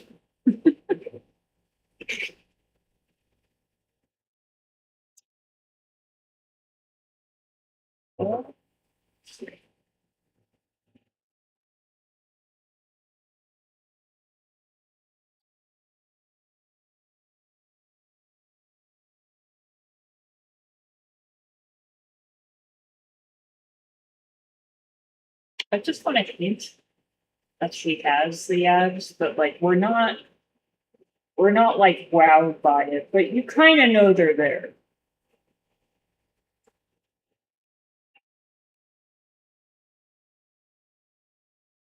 And you're not going to really see a belly button underneath either, so it's clothes, opaque clothes.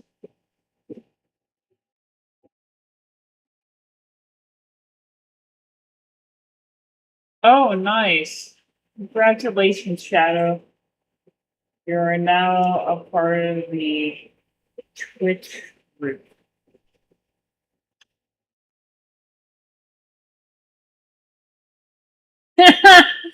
Just so you could use the emoji, damn you!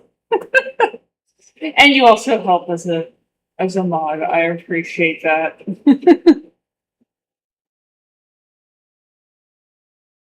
I'll be okay. I want to get like her solid line work done before I go to the bathroom. Okay, I'm gonna try.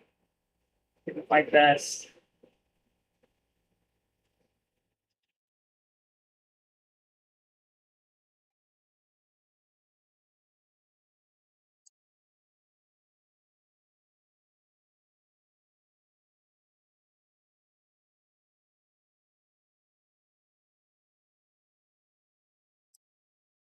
Thank you. It may just be a me thing or a girl thing, but if I'm sitting down, I do not need a pee. If I stand up, then it's like, oh my god, oh my god. It can be quite the adventure to the bathroom. It's like, whoa, I've needed to go for a long time now, and I feel the pain of older people, some older people. You guys would find it hilarious, actually, if we had a camera like on my hallway, like going to the bathroom. You'd be like, "Wow, that's how it is every time." Yes, yes, it is. I just want a dead so badly.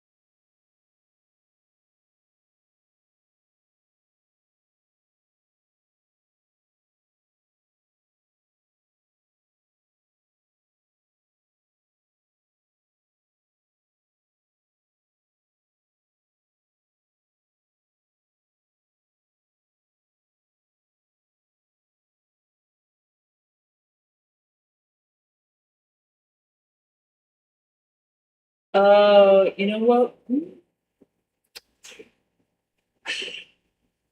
I'm not sure what the deal is, man, but with the with the Chad Squeakle emoji, it might have been because it's just for subscribers. And I know you were one of the 5 people that got a free subscription that somebody gifted. So maybe it just ended your subscription. I'm not sure. Or if you type like Chad, with the colon first and then Chad, you'll probably see it. But if not, or if you try on the computer later and you still can't get it, that's probably why. I guess. Let's get rid of all of this. Let's see.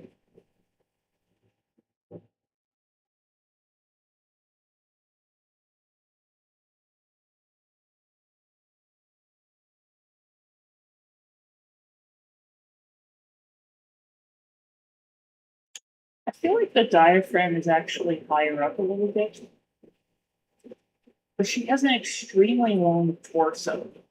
It's one of those. Which, I mean, I could probably move everything down. Move it and move it.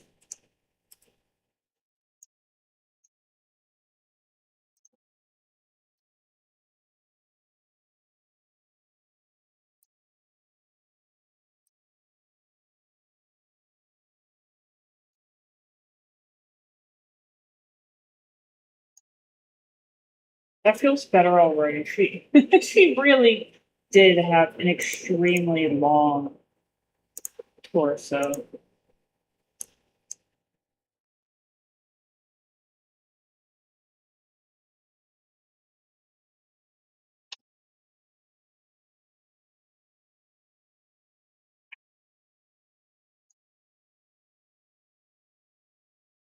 Oh.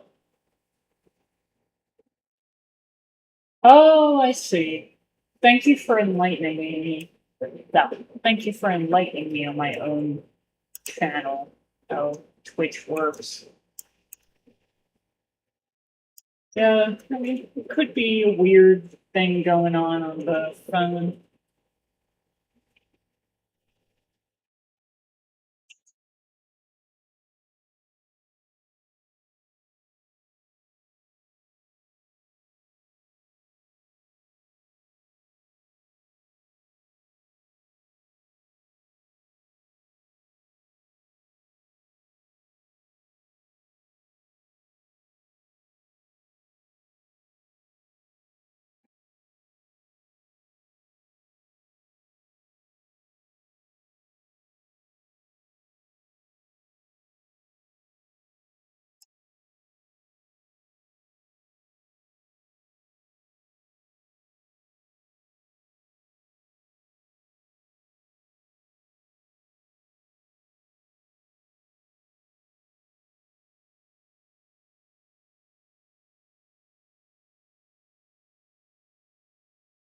Feels better already.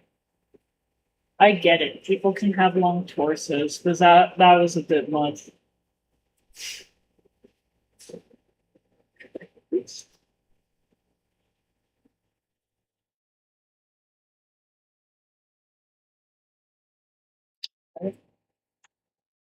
Feeling like a pretty strong stance there.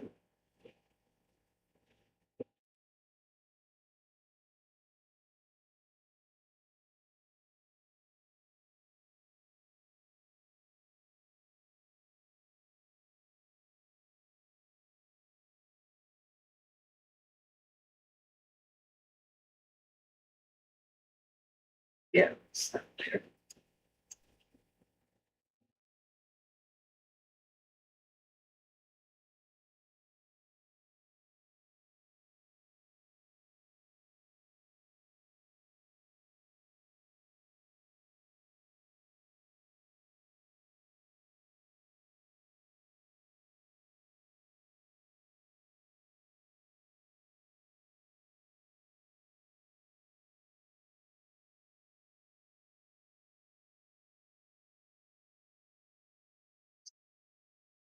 Well, I'm glad it didn't.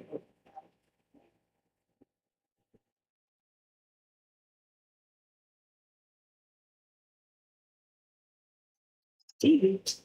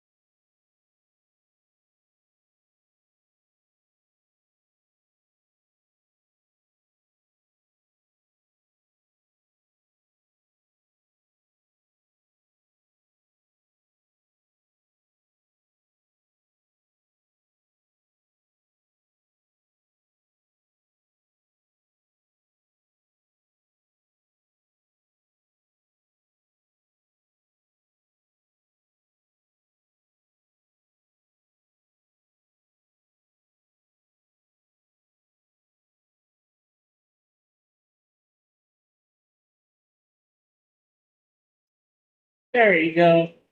Did you do it on the phone or on the computer? Double chat? Really? Where's double chat? Oh, yeah. Somehow that didn't show on my restream chat or whatever. It showed on Twitch. Double chat.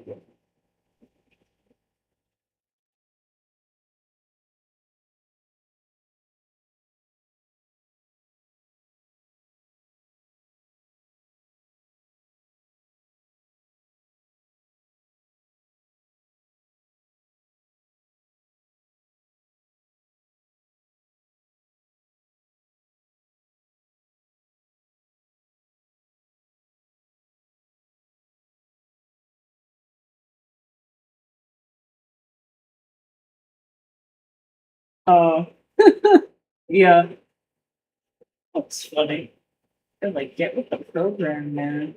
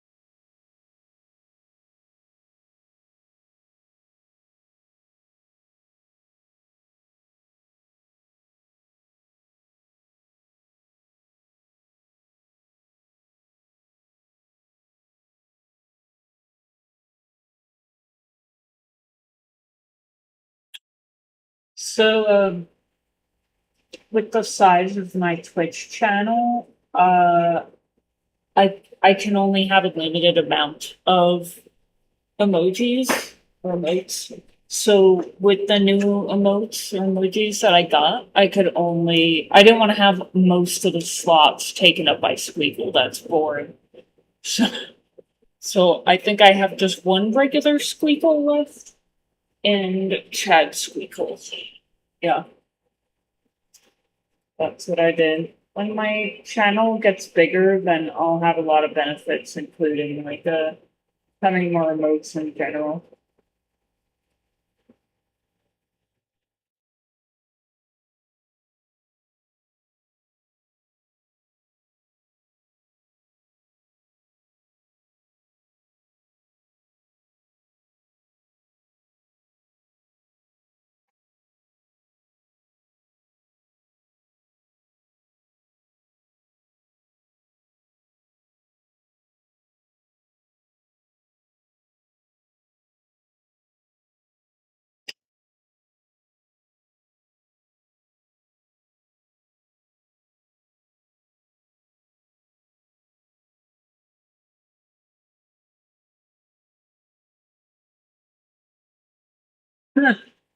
Well, I mean, that could be like a really appealing reason why people could join our Discord server because then we'll have all this people. Just like, what's better than that?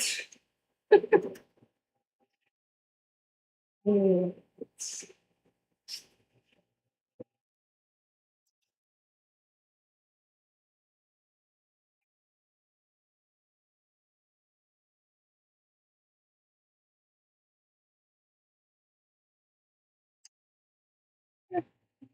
I might keep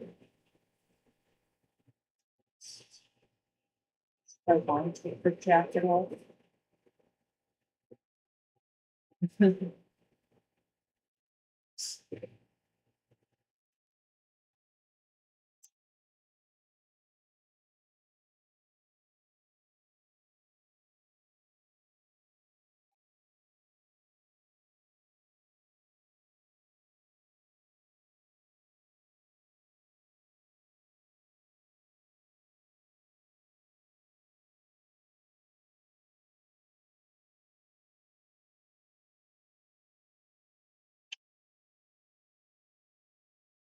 Oh wow!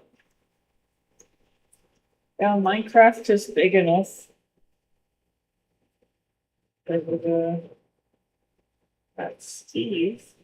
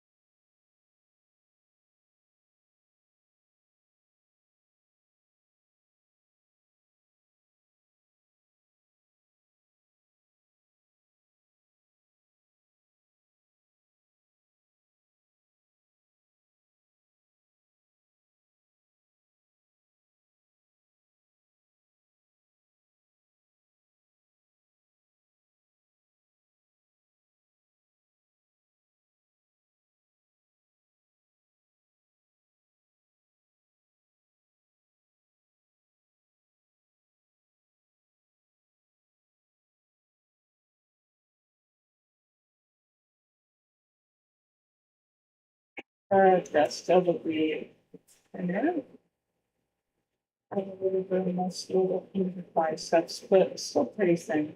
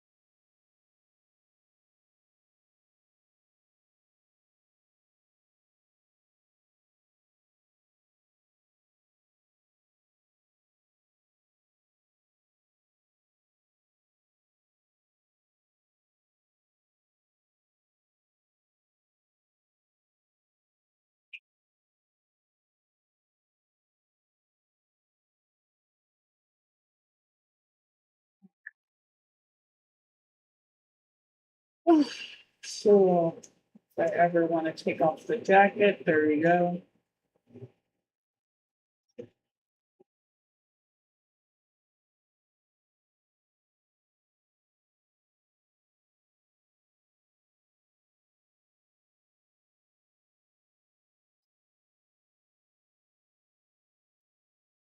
And I have jacket line layer separate from everything else.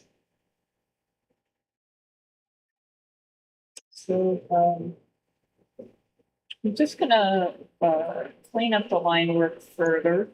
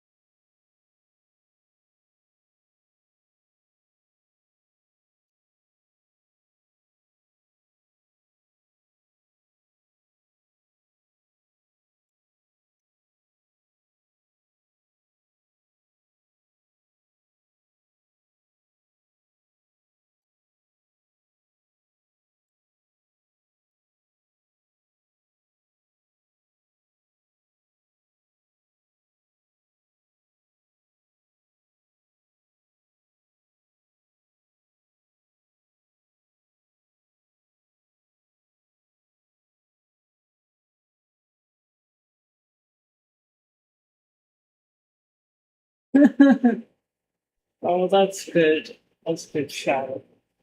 Please touch grass for the both of us. um, yeah, maybe I'll go out for like a walk tonight or something.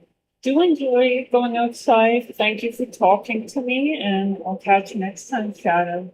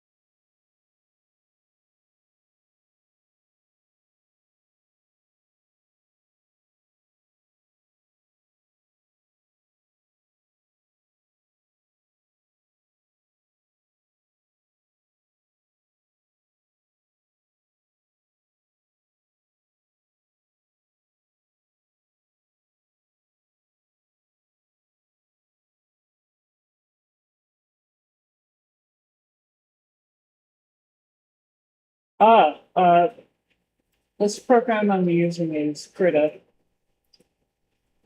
I've been using Krita for probably 5 years now. There are some things that, it could be a little wonky with, but largely it works really well. Does practically everything uh, Photoshop does. And they have like stuff that they have this keyboard shortcuts that you can like copy over. They kind of have like a preset that mimics like Photoshop's shortcuts.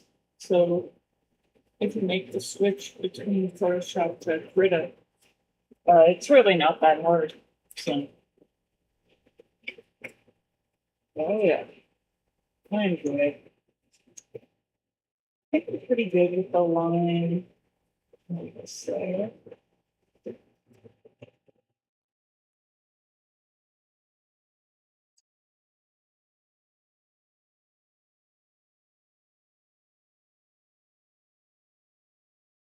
Uh, uh, the line is not completely done with me yet, so all I was. We're almost there.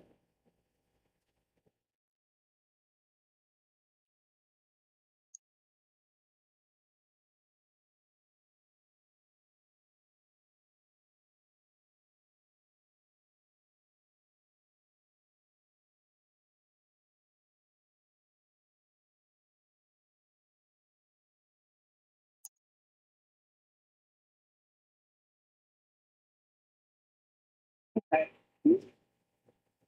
That feels pretty good to me. Wait, so I just saw something that didn't exist. Okay. And then the shirt, or the jacket, I mean. Yeah, it's pretty good. It's the jacket on top. We'll see more as I color everything in. And to color everything in, it's a whole lot easier when the lines are actually closed. So I could just fill a shape without painstakingly uh, using the marquee tool to select everything. I'm just going to check everywhere to make sure all the lines are closed.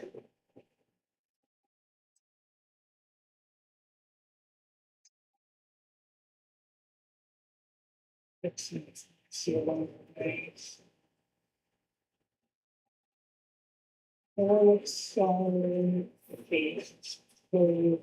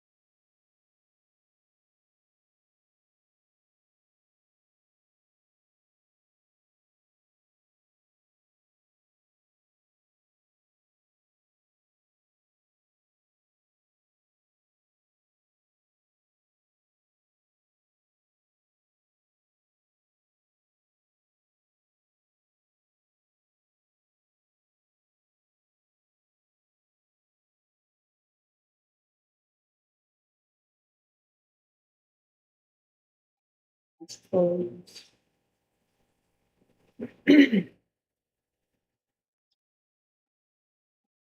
Uh,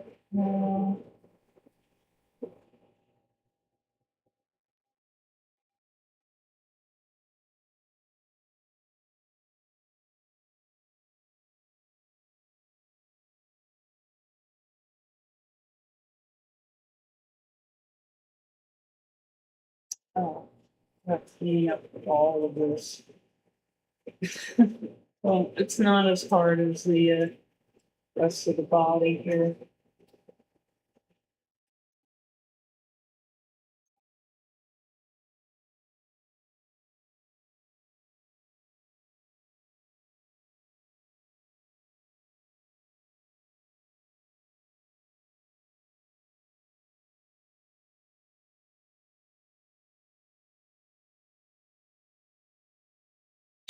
Sounds good.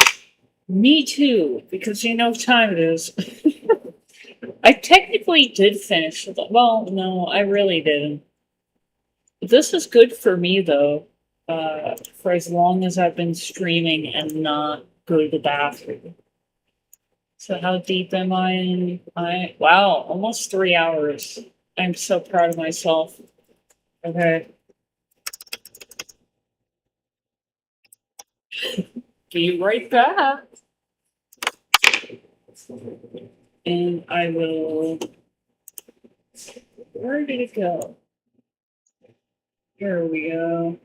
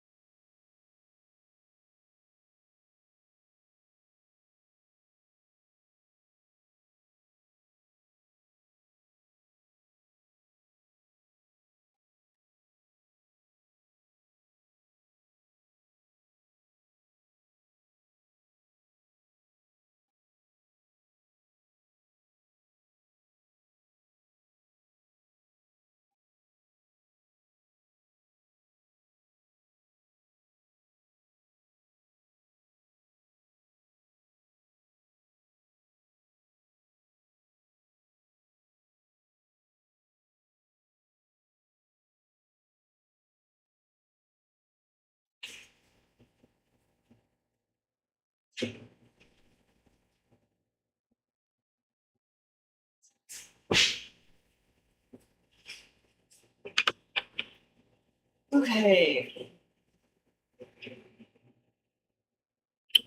In fact,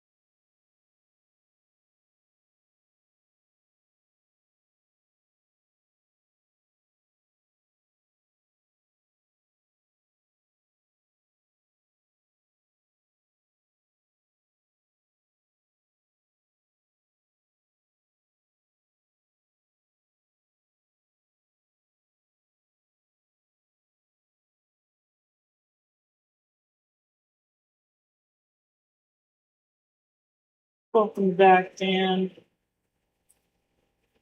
I went for a bathroom break. I'm almost getting to the end of this. Then coloring is the fun part. It's like the concept and the line work, which I think I'll probably use like a vector tool or something, but they can be a little tricky. Chalk.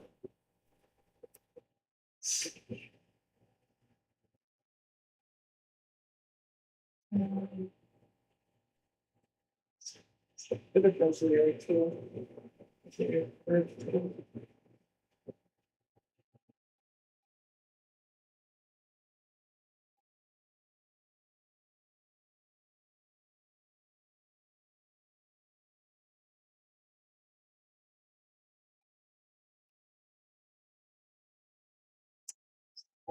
Freaking eraser.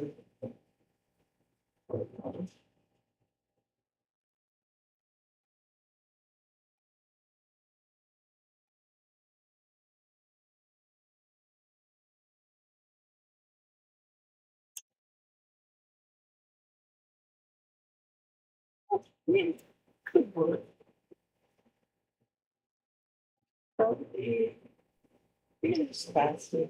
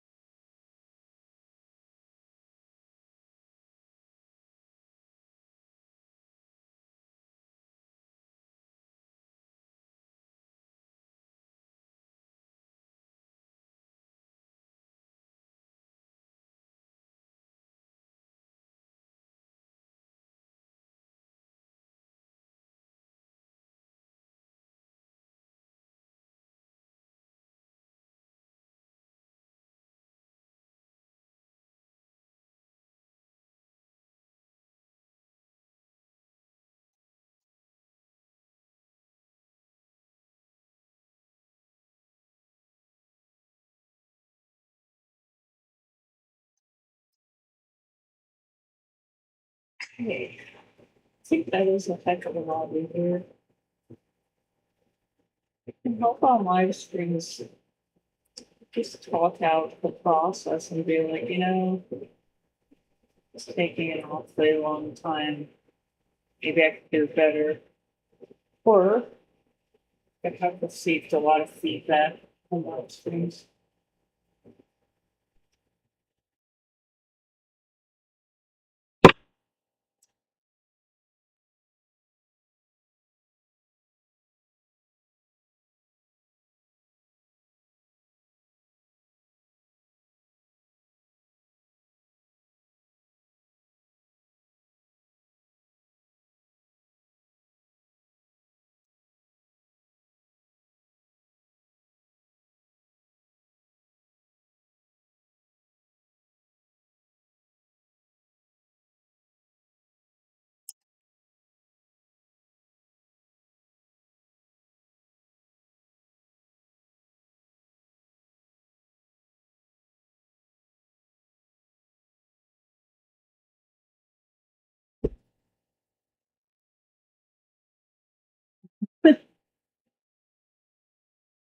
Yeah, um, that is so cool that you wrote everything that you have.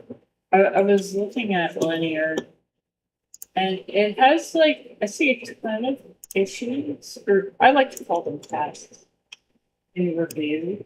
So they're not done. Is that Was that like automated, like their integration with like Git and Linear, or did you put it in review? Because review is like someone needs to look at your work. At least that's how we use it. But like done would be if you're completely done. How is this possible? Wait. So it's in progress and it's in review? How is that possible? I've never seen that. Oh, okay. So all of these are complete. All of them? Because they are, if they are, then I'm happy to mark them all as done. I did check out the development channel in one of your Discord servers. So a lot of these look similar. Um, what else? I still need to get to Bitbucket and understanding how that all works. Oh, okay. Yeah. Like when I'm done with the concept art, I'll put it in review. So then, and then I'll assign you to it temporarily. That's what we do in the other project I'm working on. And then once you approve it, you assign me back, and then you mark this done. And or you could just comment on the. I could comment, be like, "Ah, damn, look at my art. Do you approve?" But yeah.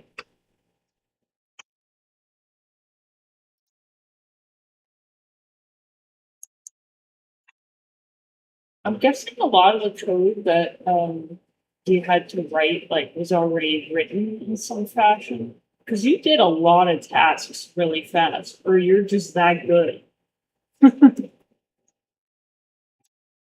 Oh, let's see.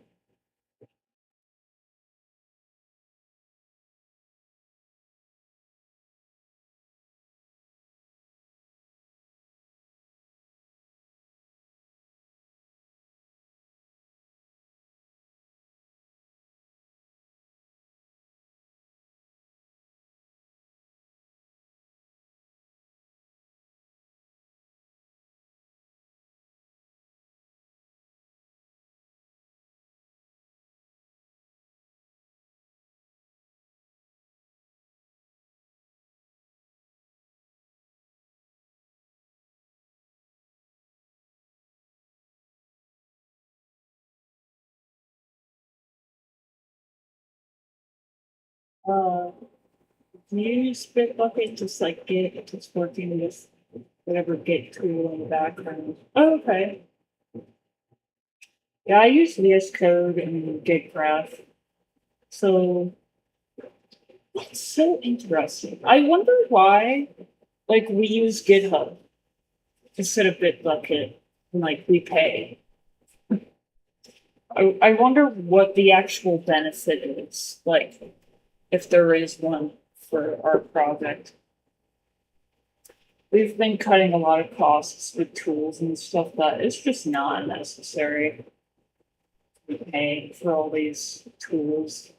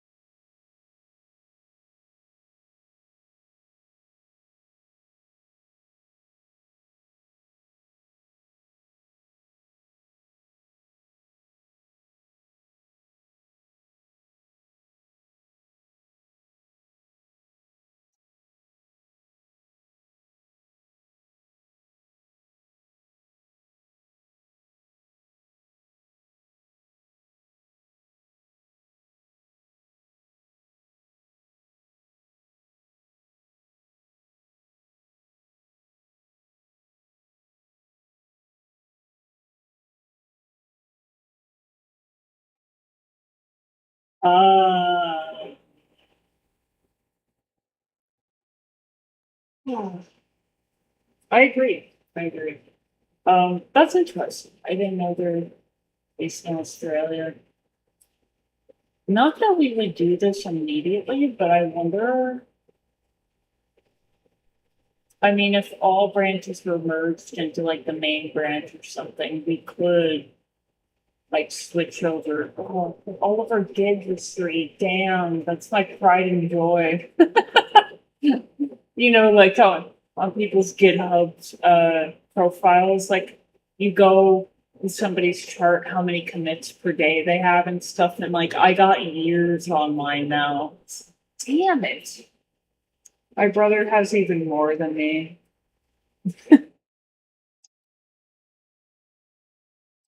Whatever. Whatever happens, I mean, we don't need like some profile to prove that like we're good and dedicated at what we do. Yeah, it's fine. I want to support companies that are just looking out for the better good of all of us. And just, like just practice good, healthy things that don't harm people or go against their consent and whatever. It's really awesome when you ask for informed consent. It's like really attractive.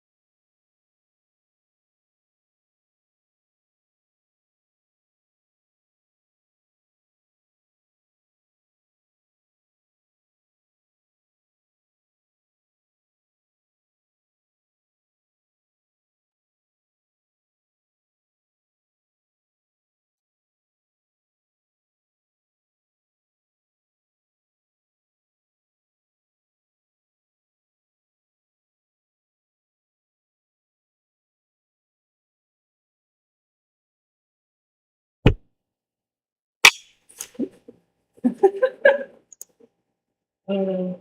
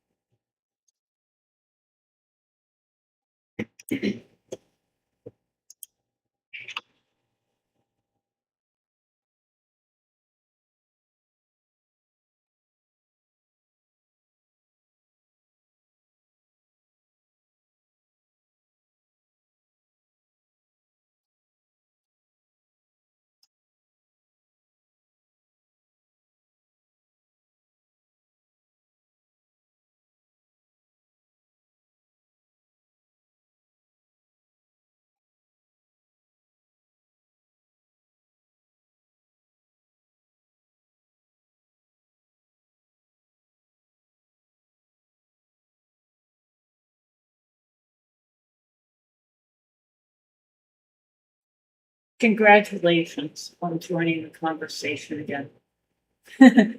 um, yeah, I have done that before with the layers, like, because I just, but not like this, not quite like this, and I just thought, like, see, when it's art, like for someone else, or like thinking about their game, and like they don't know what the character is gonna look like yet, or maybe like you might want to see her with the jacket off, and like what are her arms look like? Like, is she strong? Like, what's going on?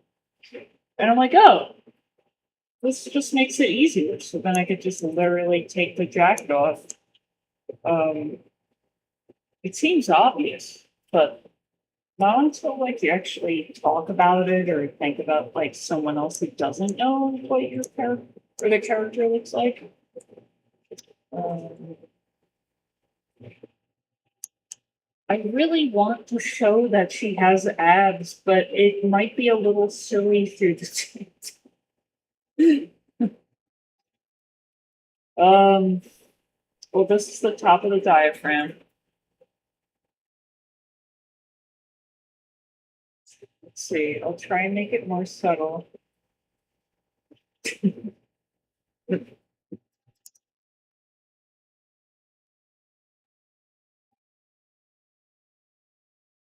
This is making me think of creating a tool for 3D level design where we set up blocks and splines based on purpose, then procedurally grow layers on top of it. Yeah, my brother has like in his backlog someday.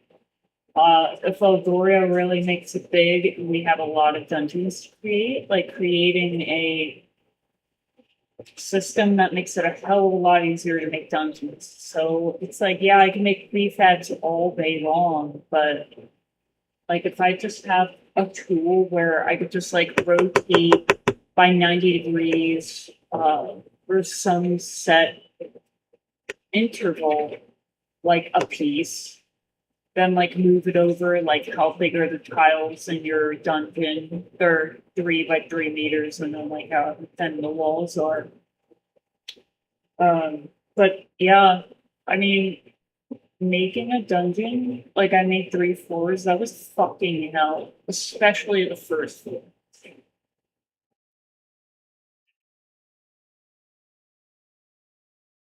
Costs about 100. What do you mean? Are we talking like monetary value for a programmer to do it, or like computer power? Now you got me curious.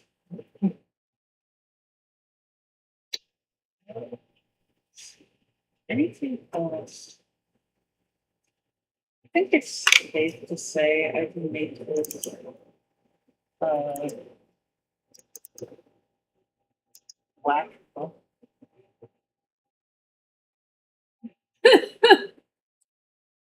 Dan is cool, bot. Let him post his link.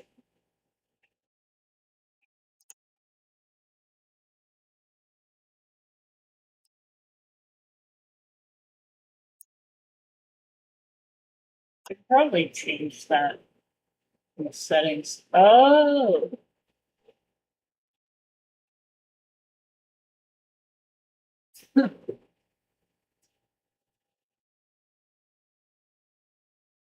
Yeah,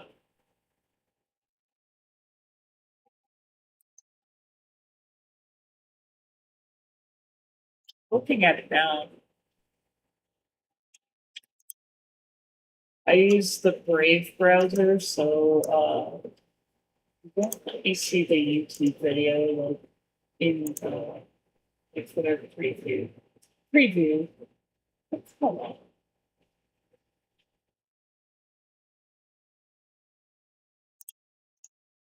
Let me just.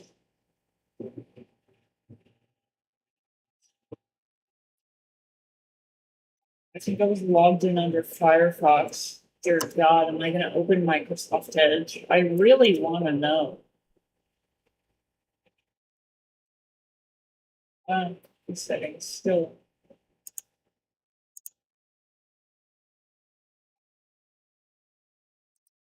Or maybe because I never actually confirmed. Still a problem. So annoying. Okay, whatever. I'll check it out later when I'm able to actually see it. I'll look at a picture though because I'm really curious. A built-in render pipeline is Unity's. Yeah.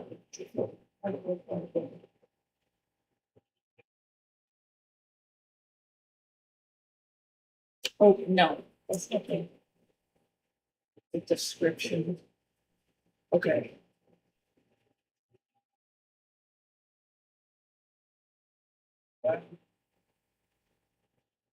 Sometimes it's worth paying. Um, Especially say we do get funded on Kickstarter. I would definitely buy this. But I can, oh my God, that's so nice. Thank you for sharing this. Oh, I could just tell it makes it so much easier to build. Wow. Right, so I'm just gonna make the line black.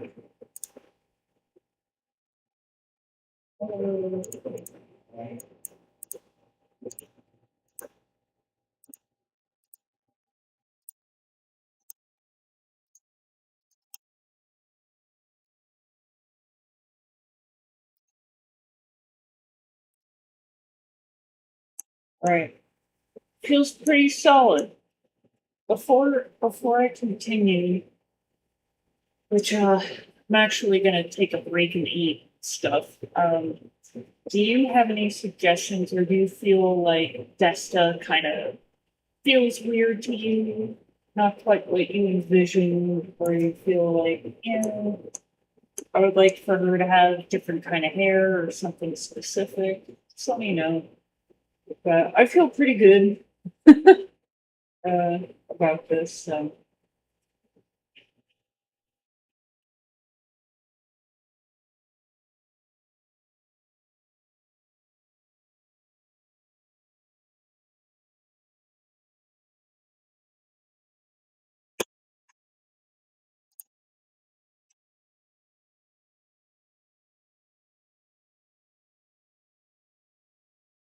Oh,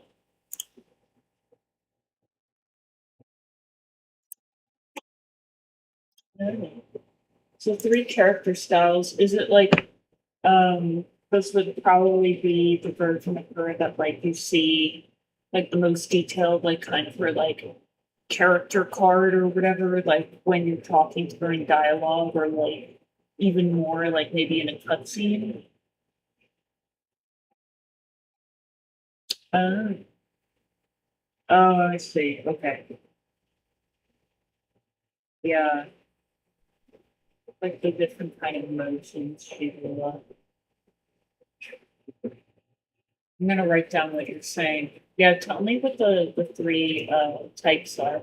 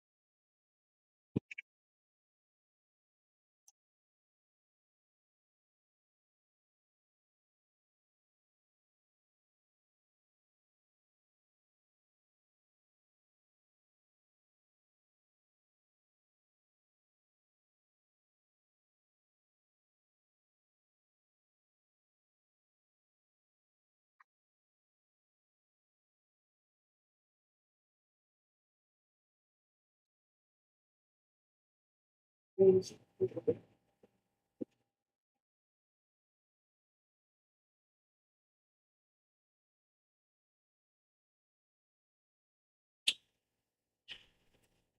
she's supposed to break through different financial barriers in the world. She starts poor, then gets in the middle class, getting the proper garage, then gets into the rich class via life of death or gamble. A life or death gamble, right?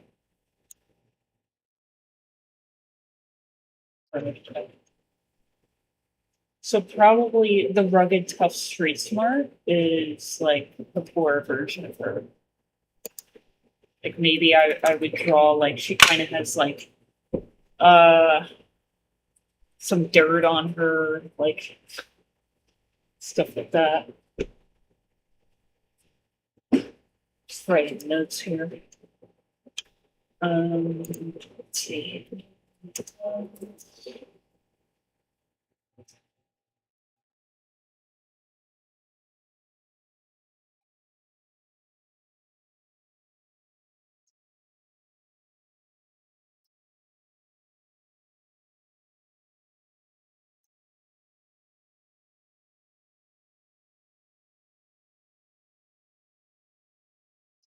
Her outfits would probably change as well.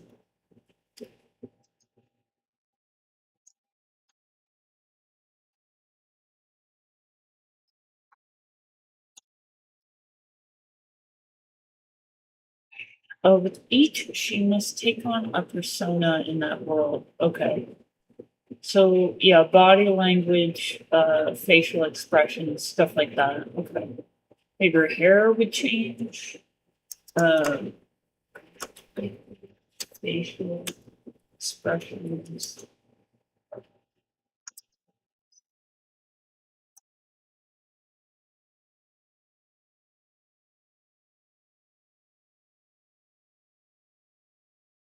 Okay.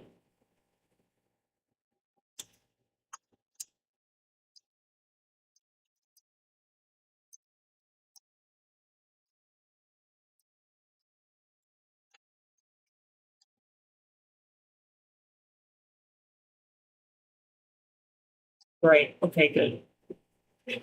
Yeah, that's what I was thinking.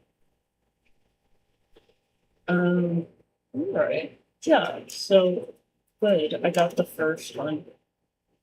I think sometimes with these tasks that can take several hours to do, the hardest part is getting the feeling down right. That can take a lot of time. But then once I got it down, like it's easier.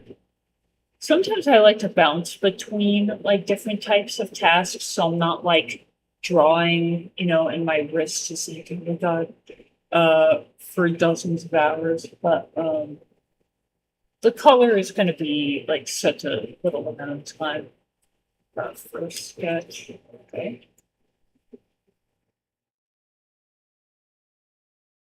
Middle class, you can't come across as intimidating. She needs a persona to make business connections. Very interesting. Break this down to rich, probably like kind of like chin pointed up, uh, like super social with the right people. That's just my guess. Maybe kind of looking a little nervous or like empty.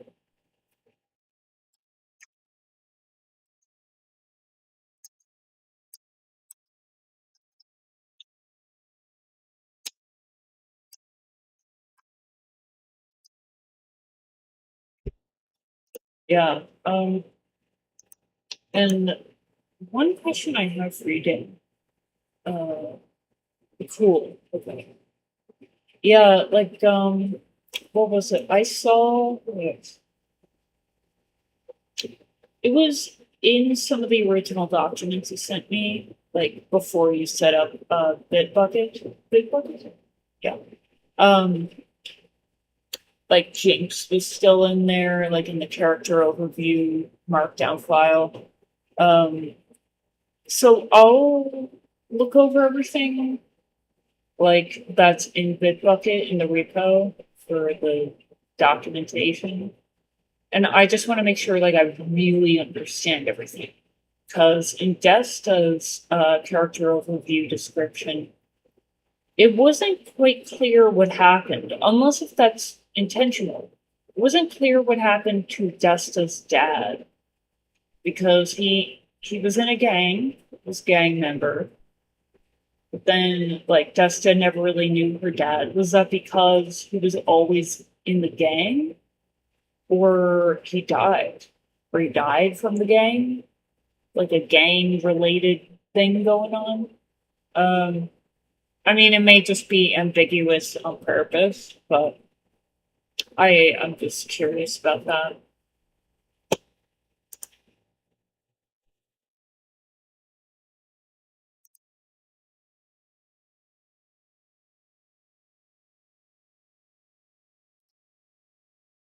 Oh, okay.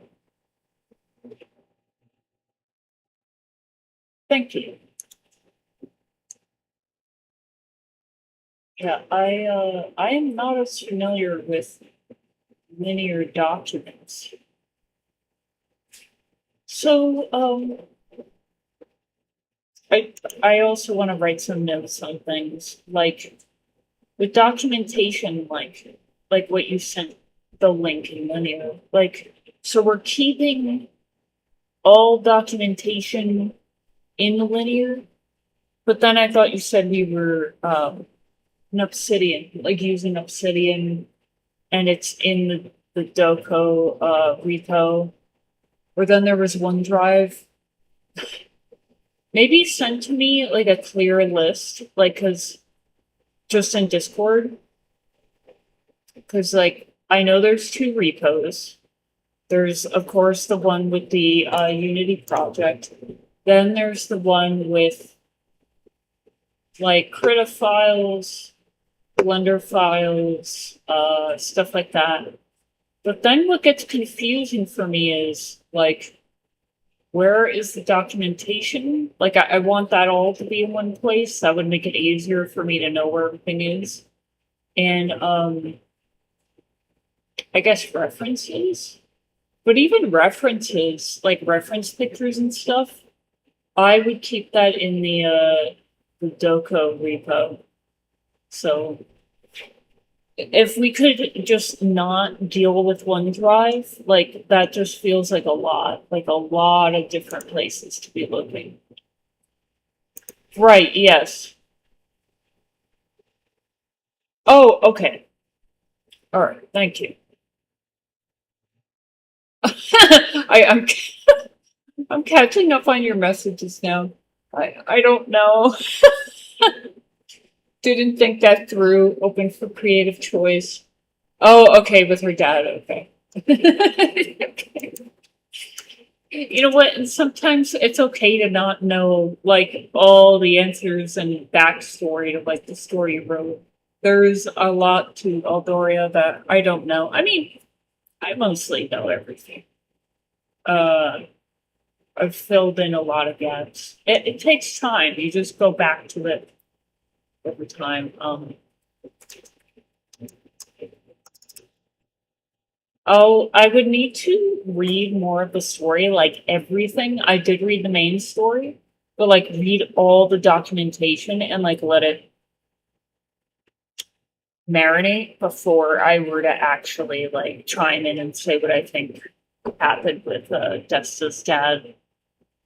Um, Doko will all move to Doko. um, to Obsidian. Okay, I'm writing this. So there's the Unity project repo. There's the Doko repo. And I technically don't have to use Obsidian, it just makes it look pretty.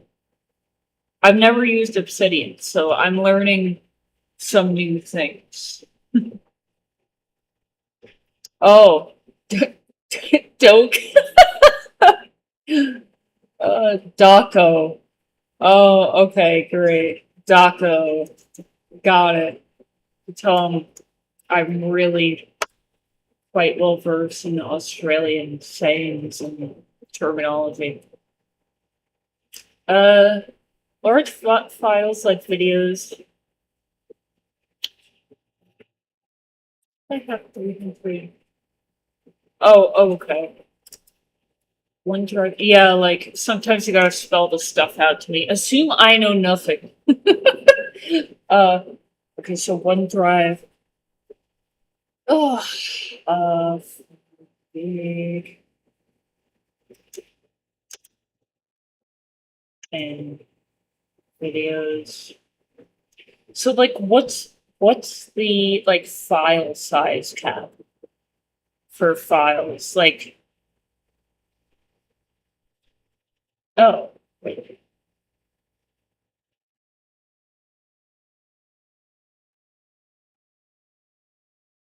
yeah. Oh, okay.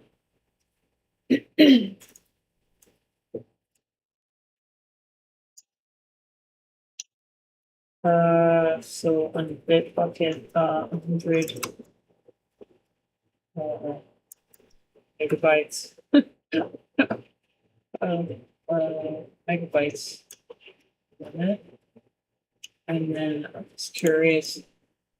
I know we were using Git LFS for a while for our project, but like if I go to Eldoria assets, go to the models. Well, let's get a character model.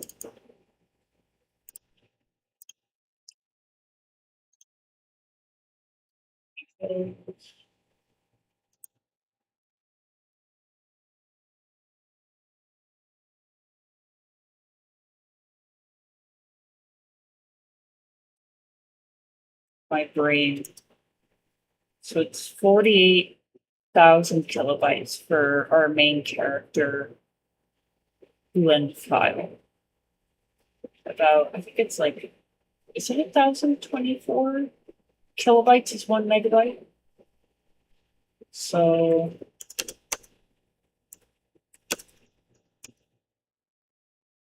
oh, okay. Yeah. It's like 47 megabytes. So, all right, that's not bad at all.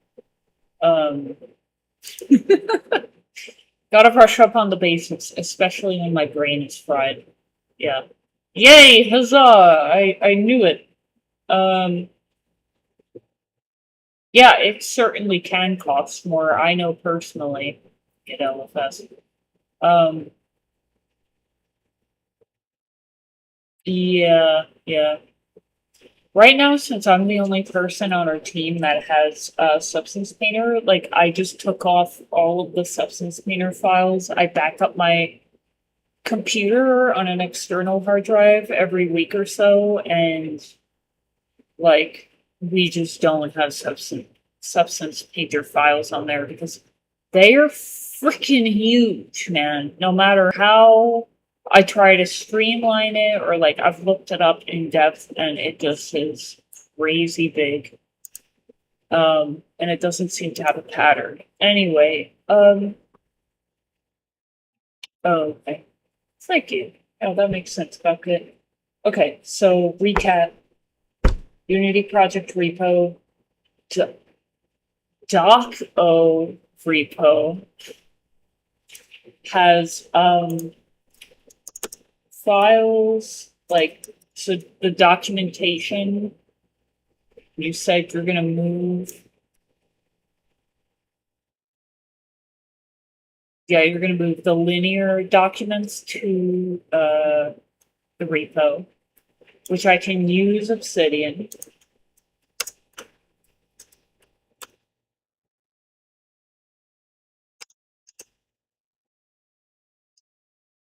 So this will be Blender files, Krita files.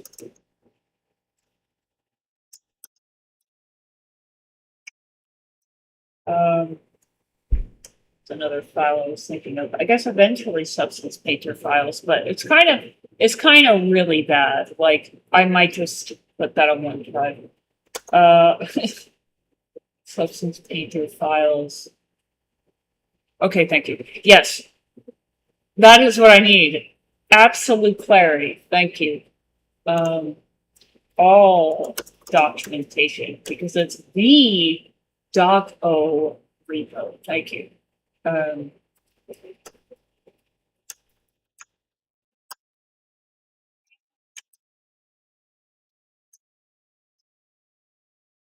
okay, so then we have three places: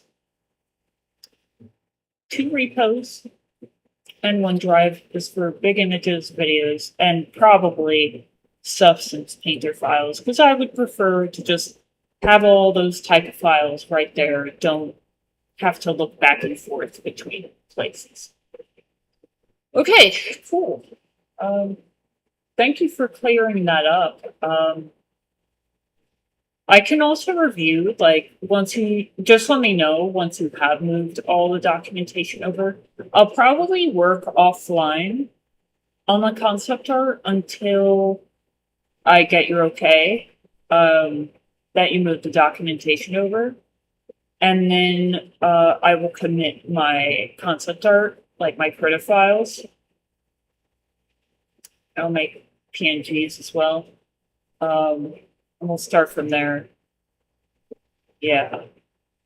Um, Something that just we have done is like we have main branches for each of our repos, and then on the Unity project repo, we have a dev branch as well. So it's like when we have like a bunch of other branches with different features, we merge it into dev once they're approved, like through a PR.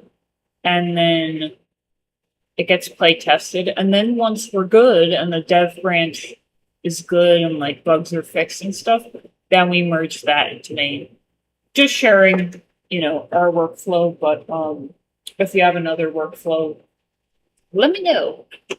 All right, this is good. Work offline.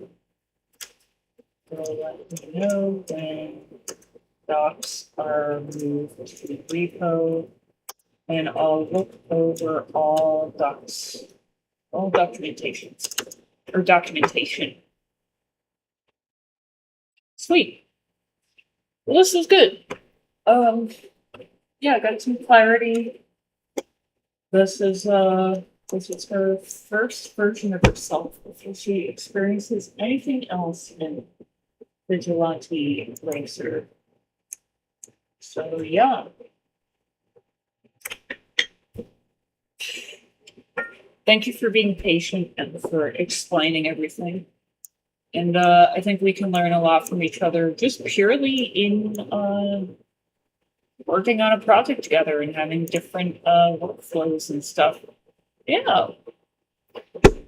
I'm glad. I'm glad I'm out of my comfort zone working on that project, making different characters, a whole other environment I normally wouldn't make a game for. Yeah, so it's good. All right. So, I probably am sharing my screen now.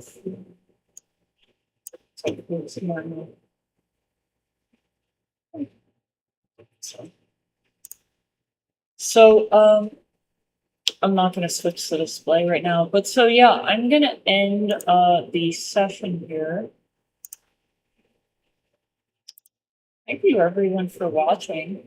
So, what you saw today was a game that I'm working on with Dan here, Dan Stagmiller, and I'll share the link again to the itch page, Vigilante Racer.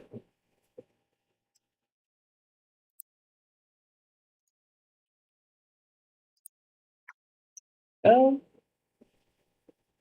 and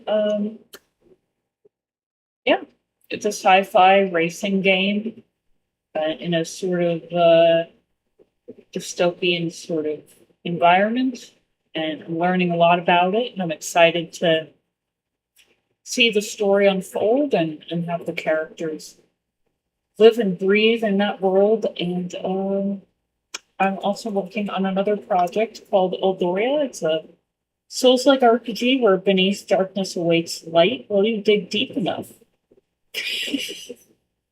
It's Greg!